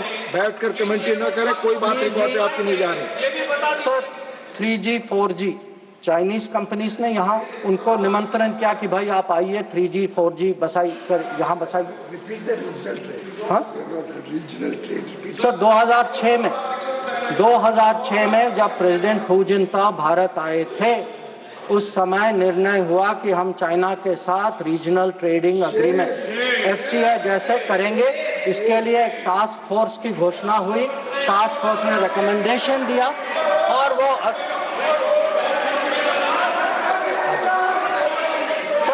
फिर आपने telecom Please take your seat. Please take. No, you cannot. Telecom. When your opportunity comes, you speak. No. Telecom जैसे सेंसिटिव क्षेत्रों में चाइनीज कंपनीज को आपने निमंत्रित किया। फिर सर सम्मान पर आज sir Mr. John Britas, please take your seat. आज सर लोग राष्ट्र सुरक्षा की बात करते हैं। सर सबसे बड़ा नुकसान सर हमारे लिए प्लीज टेक योर सीट। सही रिकॉर्ड पे जा रहा है, आप करके आप खुद स्वतः खड़े होकर कुछ भी नहीं बोल सकते। आप please follow the rules, please. आप बोले, आप बोले। अगर समुद्री क्षेत्र में अगर समुद्री क्षेत्र में भारत को कहीं पिछले 20 साल में कहीं नुकसान पहुंचा है, आपको मौका आएगा तो बोलेंगे, आप डिस्टर्ब ना करें। आपको मौका आएगा बोलिएगा, प्लीज। सर अगर आपको मिल चुका है आपकी पार्टी को, please more, please do not disturb, please. अगर समुद्री क्षेत्र में भारत को पिछले 20 साल में कहीं नुकसान, कहीं चोट पहुंची है सर, सबसे बड़ी चोट जो है हम्बानटोटा बंदरगाह बनने के कारण, और ये सर 2005 में तय हुआ। और आप हैरान होंगे सर कि जब 5 और 8 के बीच में ये बंदरगाह बनाई गई, और उस समय सर आपको पता सरकार ने क्या कहा कि हमारे लिए ये चिंता का विषय नहीं है। ये बात उठाई गई थी, इस सदन में उठाई गई थी। इस सदन में जवाब दिया गया कि हमारे लिए ये विषय नहीं। और सर नेपाल की बात करते हैं, आप जानते हैं सर कि पहला एग्रीमेंट हथियार देने का चीन से नेपाल 2008 में तब तय हुआ जब सरकार पलट गई नेपाल में। ग्वादार को देखिए सर, 2013 में चाइना ने वहां ऑपरेशन शुरू किया। तो आज सर जो चाइना गुरु हमें ज्ञान देते हैं, चाइना गुरु ज्ञान देते हैं कि भाई ये कुछ होने वाला है, ये दोनों जुड़े हैं। अरे कैसे जुड़े, किसके समय में जुड़े, किसने जुड़ाया? और आप जब ओलंपिक गए, आप किन से मिले इसको डिस्कस करने? तो सर कल वो अभी तो बैठे नहीं हैं सर, हमारे माननीय संसद सदस्य चिदम्बरम जी, उन्होंने कहा सर, उन्होंने पूछा मेरे से कि आप चाइना गए तो आपने क्या डिस्कस किया? सर मैं चाइना गया, whatever I said, whatever I did was public, it was open, it was clear. Sir, I discussed terrorism, I discussed de-escalation, I discussed restrictions on trade which China has put. I made it clear that relations with China will develop only on the basis of 3 mutuals: mutual interest, mutual sensitivity, mutual respect. Sir, please listen. You are not allowing him to speak. No, you are disturbing. Please, sir. No, please. Because उन लोगों की आदत है. I want to make one clear. Unlike some other people, I had no secret meetings. I did no secret agreements. ये मैंने नहीं किया. वो खाली ओलंपिक वाले करते, वो नॉर्मल लोग नहीं करते. चाइना गुरु किया. चाइना गुरु करते. अब सर ये पाकिस्तान ऑक्यूपाइड कश्मीर की बात हो रही थी. ये कुछ लोगों का मत था कि भाई कब रिकवर होगा, और जैसे राजनाथ जी ने कहा सर कि हम पूरा विश्वास है सर कि एक दिन जरूर होगा, और ये सदन की सोच भी है. ये खाली मेरी सोच नहीं है, ना सरकार की सोच, ये पूरे सदन, पूरे देश की सोच है. पर मैं सर एक बार आपको याद दिलाना चाहता हूँ हम कहते हैं 47, 48, 49 में बात बनी सर, पर सर 63 में नेगोशिएशंस हुए इस पे, 65 में हाजी पीर की बात हुई सर, लौटाया गया, 72 में जो जमीन जो हमारे हाथ में था वो भी लौटाया गया। तो आज जब लोग पूछ रहे हैं, जिनके मन में कभी कल्पना नहीं थी कि भागलपुर और मुरीद के गिराएंगे, जिन्होंने कहा कि best way of dealing with Mumbai is inaction, that we should not go to war because that is not attack Pakistan because better option than attacking Pakistan, वो लोग सब पूछ रहे हैं पीओके के बारे में। कैसा सवाल है उनसे? और सर यूएस और पाकिस्तान की भी बात कहीं जिक्र हुई सर, यूएस और पाकिस्तान, अब सर ये कोई सीक्रेट नहीं है कि पाकिस्तान के बारे में हमारी सोच कुछ और है, अमेरिका की सोच कुछ और है, ये आज की बात नहीं है। So historically, we have had a different view, we have had different policy, we have had different interests. And it has been a problem between India and United States. Not today, not between this government and that administration, previous government and then administration also. I have been in the room, sir. I have been in the room when America was taking up the case of General Musharraf and asking for concessions on Kashmir. So I want to say this, that on this issue, we have a national policy. No mediation is a national policy. Bilateral dealing is a national policy. I hope today terror, no talks without, that is no terror, only then talks will also be a national policy and everybody will agree. So it is not the first time that we've had differences with the United States. So there were some other questions which were raised about US. You know, have we stood up and taken up various issues? Sir, I would like to inform the House through you, sir. Every issue that we have had with the United States, we have had no hesitation taking up. We took up deportations. Today, we do not have that problem. We took up visas. We took up the cause of students. Now, Mr. Chidambaram requested whether we should take up Harvard, sir. मैं तो JNU का पढ़ा हूँ, sir. मैं Harvard का नहीं हूँ. So I hesitated to take up Harvard. And sir, I want to say this. Today, we are negotiating a trade agreement. Why are we negotiating a trade agreement? Because we have national interest at heart. We have national interest at heart and we are negotiating a trade agreement that will serve our national interest. So there should be no doubt that this government is fully committed to our national interest. We have the ability to stand up to wherever we have to, on whichever issue we have to. So what is important today for the House to recognize is Operation Sundoor today is a well-considered, thought-through response. It was a response to this barbaric attack in Pahalgam. But today it has become the basis for a new policy. That basis, what I called the new normal, the Modi normal, is something which has been communicated very clearly to Pakistan and to the world.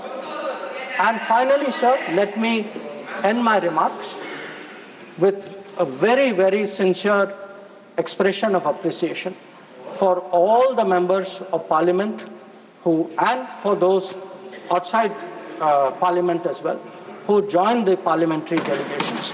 I think each one of them, sir, each one of them, whether it is Shashi Tharoor ji, whether it is Kanimori ji, whether it is Ravi Shankar Prasad ji, Baijan Panda ji, Sanjay Jha ji, sir, Supriya Sole ji, or Shrikant Shinde ji, sir.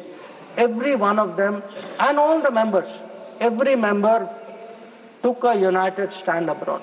They did our country proud. Yes. They answered all doubts. And I can tell you from every country, they visited 33 countries. Yeah, John, yes, John, you know, I thank you too. Sir,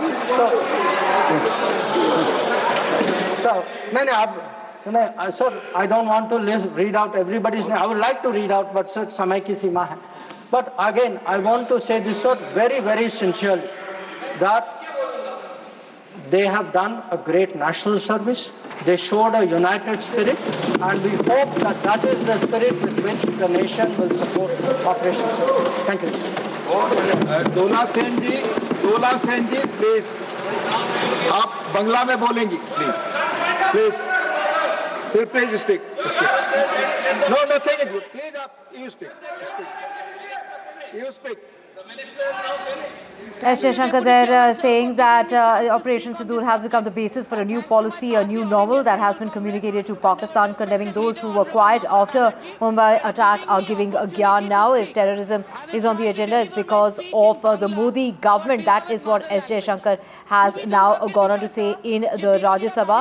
And our earlier responses shaped the world's perception of us, is what S. Jaishankar, the foreign minister, has to say. In fact, if we have to convince others, we have to be clear ourselves. That is, before the Modi government, a series of attacks took place.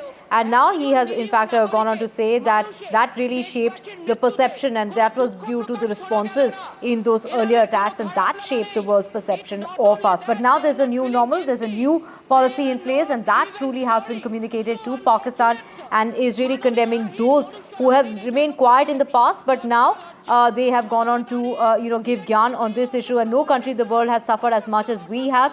No country has had to suffer the kind of terrorism that we have. And if we need to convince others, we have to be clear ourselves. That is what S. Jaishankar has gone on to say. And our action was non-escalatory in nature, and India is facing cross-border terrorism, and that has been carried on since 1947. And the objective, as far as Operation Sundoor is concerned, was to hit terror infrastructure, and that was achieved. And blood and water will not flow together. Modi government has shown mistakes that can be corrected. That is what the underlying messaging here truly is. And the treaty was in abeyance till Pakistan is going to continue behaving like this. Blood and water will not flow together is the message that has been reiterated by S. Jaishankar, the foreign minister, and the Modi government, showing that mistakes can be corrected. Well, this is the immediate aim is to punish Pakistan, and the Indus Water Treaty was formed in a spirit of goodwill. Well, it was basically for peace. Neither peace has been achieved ever since. This treaty was untenable. Well, it is the opposition that wanted to save Pakistan's Punjab, and we have had terrorism attacks ever since, and it hasn't achieved the agenda and the goals. The treaty was basically in a good as far as goodwill and peace is concerned, and both those haven't been achieved ever since.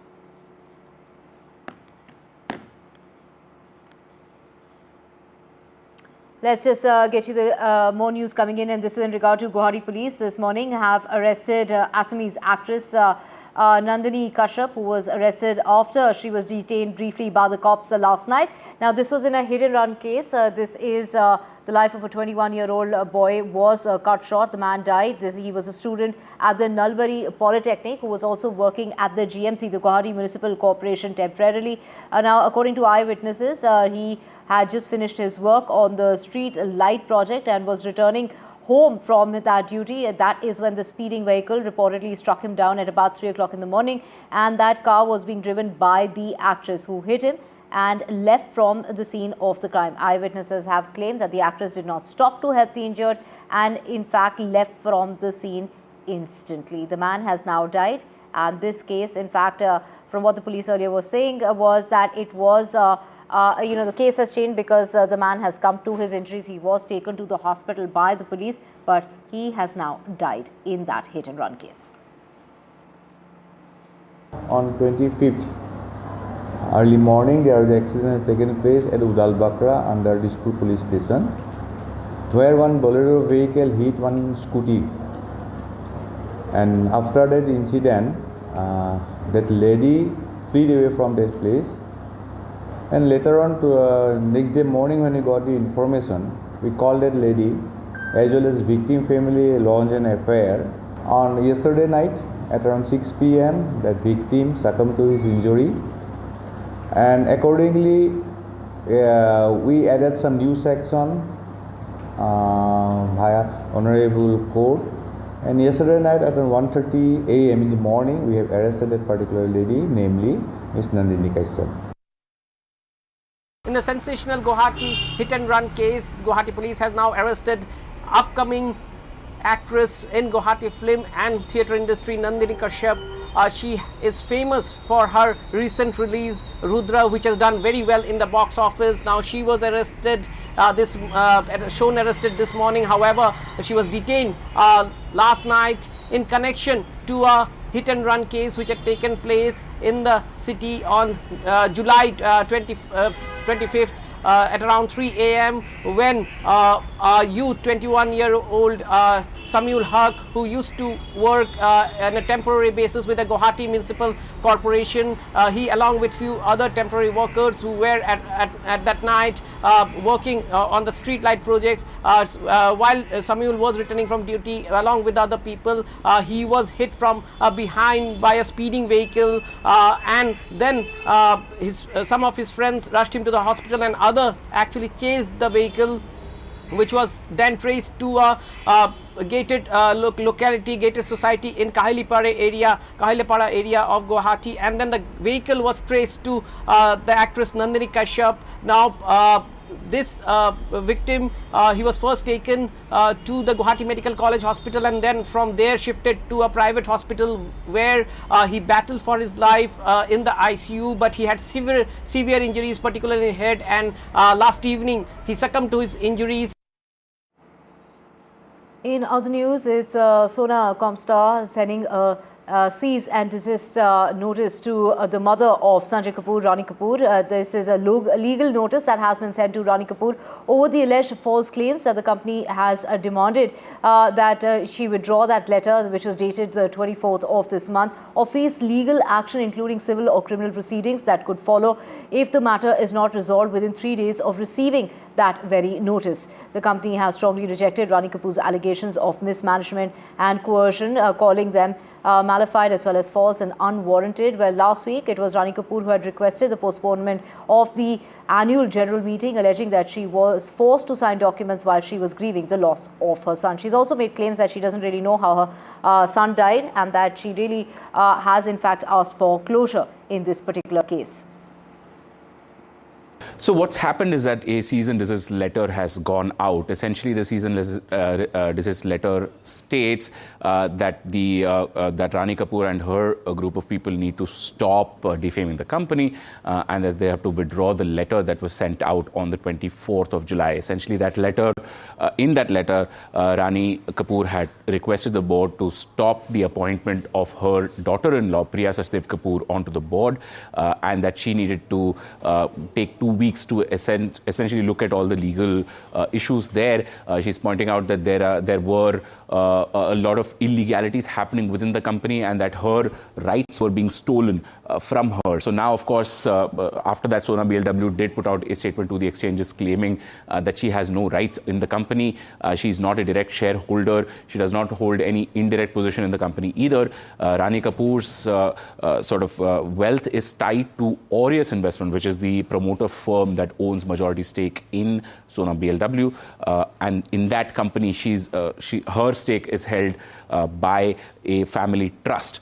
So essentially, this fight between Sona BLW, its current owners and its family members is all becoming a little bit ugly. Clearly, the cease and desist letter, we need to see what exactly the response from the Rani Kapoor camp is. So far, they have not yet decided what they are going to do.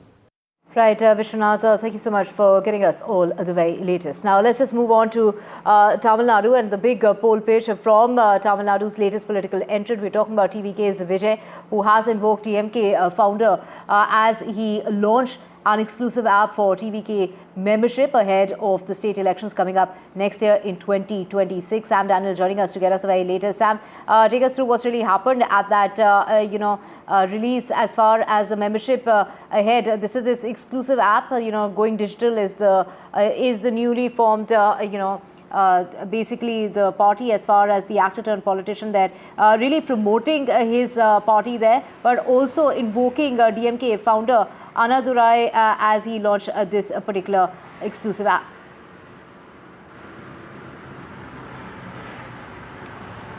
That's right, Divya. TVK Chief Vijay has launched My TVK app in a bid to enroll at least 2 crore members as members of the TVK, 2 crore voters as members before the assembly elections.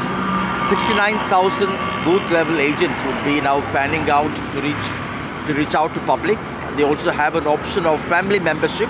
The larger aim is to enroll at least 5 crore people as members of the TVK before the 2026 assembly elections. Interestingly, this comes even as the ruling DMK is undertaking a similar drive to enroll 30% of voters as DMK members. And interestingly, TVK Chief Vijay has invoked the name of Annadurai, the DMK founder, for his strategy to meet people, to work and learn from them, and to plan with them as a winning strategy. He again has reiterated that the 2026 elections will be like the massive 1967 and 1977 elections, which catapulted the DMK's Annadurai and later MGR to power, unseating the then incumbent rules.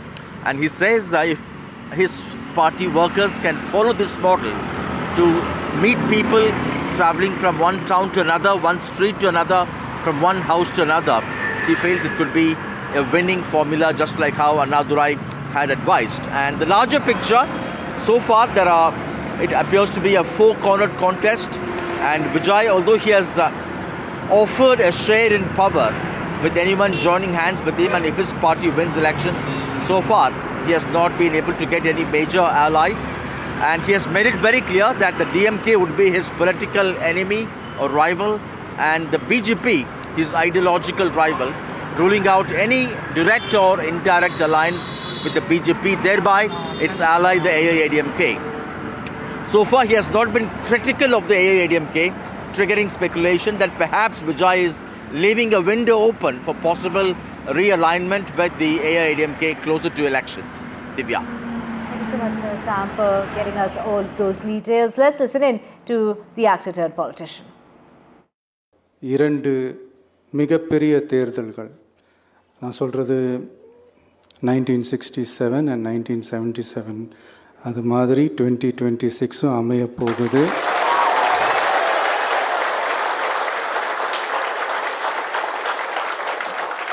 அப்படின்றத நம்ம ரொம்ப உறுதியாக இருக்கிறோம். முதலேருந்து அதை நம்ம சொல்லிக்கிட்டு இருக்கிறோம். அந்த இரண்டு மாபெரும் தேர்தல்களில் ஆல்ரெடி தொடர்ந்து வின் பண்ணிகிட்டு இருந்தவங்களோட அதிகார பலம், அசுர பலம் எல்லாத்தையும் எதிர்த்து நின்று தான் புதுசாக வந்தவங்க ஜெயிச்சிருக்கிறாங்க.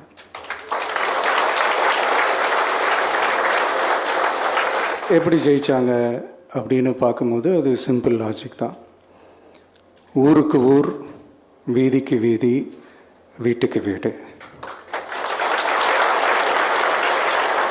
அப்படின்னு போய் எல்லா மக்களையும் சந்திச்சிருக்கிறாங்க.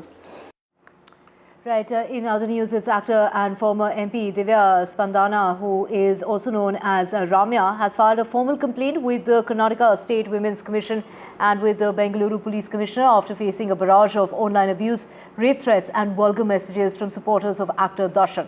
The abuse followed her social media post welcoming the Supreme Court's sharp observation against the bail of the actor in the ongoing Renuka Swamy murder case. While it was Ramya who spoke with NDTV asking the actor to urge his fans to refrain from trolling or sending threat messages, as far as threat messages of rape and murder, to those who speak out against him, saying it's not too late for the actor to speak up on this matter. She spoke with my colleague Veera. Listen in. You've taken this issue up, but you faced enormous amount of online harassment. Now you've decided to go all the way with a police case in this matter. You know, it was just a very simple post that I put out last week. It was on the 24th of July, and it was just statements made by the Supreme Court against the bail order given to Darshan, right? And it was just a screen grab or a news article link that went with the tweet. You can pull it up. It's still there on my timeline on Twitter. And I said, Supreme Court is a ray of hope for the common people of India who seek justice. That's it. I didn't even mention the actor. And post that, I received incessant trolling. These were messages that explicitly described how I should be raped and how I should have been murdered instead of Renuka Swamy, and sending me, you know, nude pictures and videos. And I also received a lot of video calls and audio calls, which of course I didn't entertain, I didn't answer. And I was kind of shocked because, as a public figure, people criticize you and, sometimes they make memes of you. And in fact, I have also, seen such memes of myself and I have also kind of like laughed about it. But this was on another level. What do you believe will actually be the outcome? Do you really believe that this kind of harassment will stop? I really hope so, because yesterday when the police came over to do the madza, the woman police officer was telling me how no one's actually come forward and filed a formal complaint, and therefore people think they can get away with it, and in a way she kind of said, I'm so glad you're doing this because, it's going to help so many other women. And I'm glad I did this because, it should send out a strong message. The police are on it. And I think it should take them about 3-4 days because the process is a little sort of tedious, because Instagram has a separate portal where the police have to go and complain. Then they have to get back with the IP address and then they start getting on it. But they're very confident that they're going to find these people. What's your message to your male colleagues in the film industry, all your other colleagues, and especially to Darshan himself? I think, I honestly feel that had he taken, a stance a few years ago, maybe the Renuka Swami incident itself would not have happened because he was his fan, right? And it just tells you the kind of mindset and how these fans are emboldened to send out messages like this, right? Had he taken a stance, I don't think we would have been where we are today. And I think he should. I mean, it's not too late for him to tell his fans that this is not okay, because I don't see any difference between what Renuka Swami sent and what his fans are sending me, and if you think that is wrong, why is this not wrong?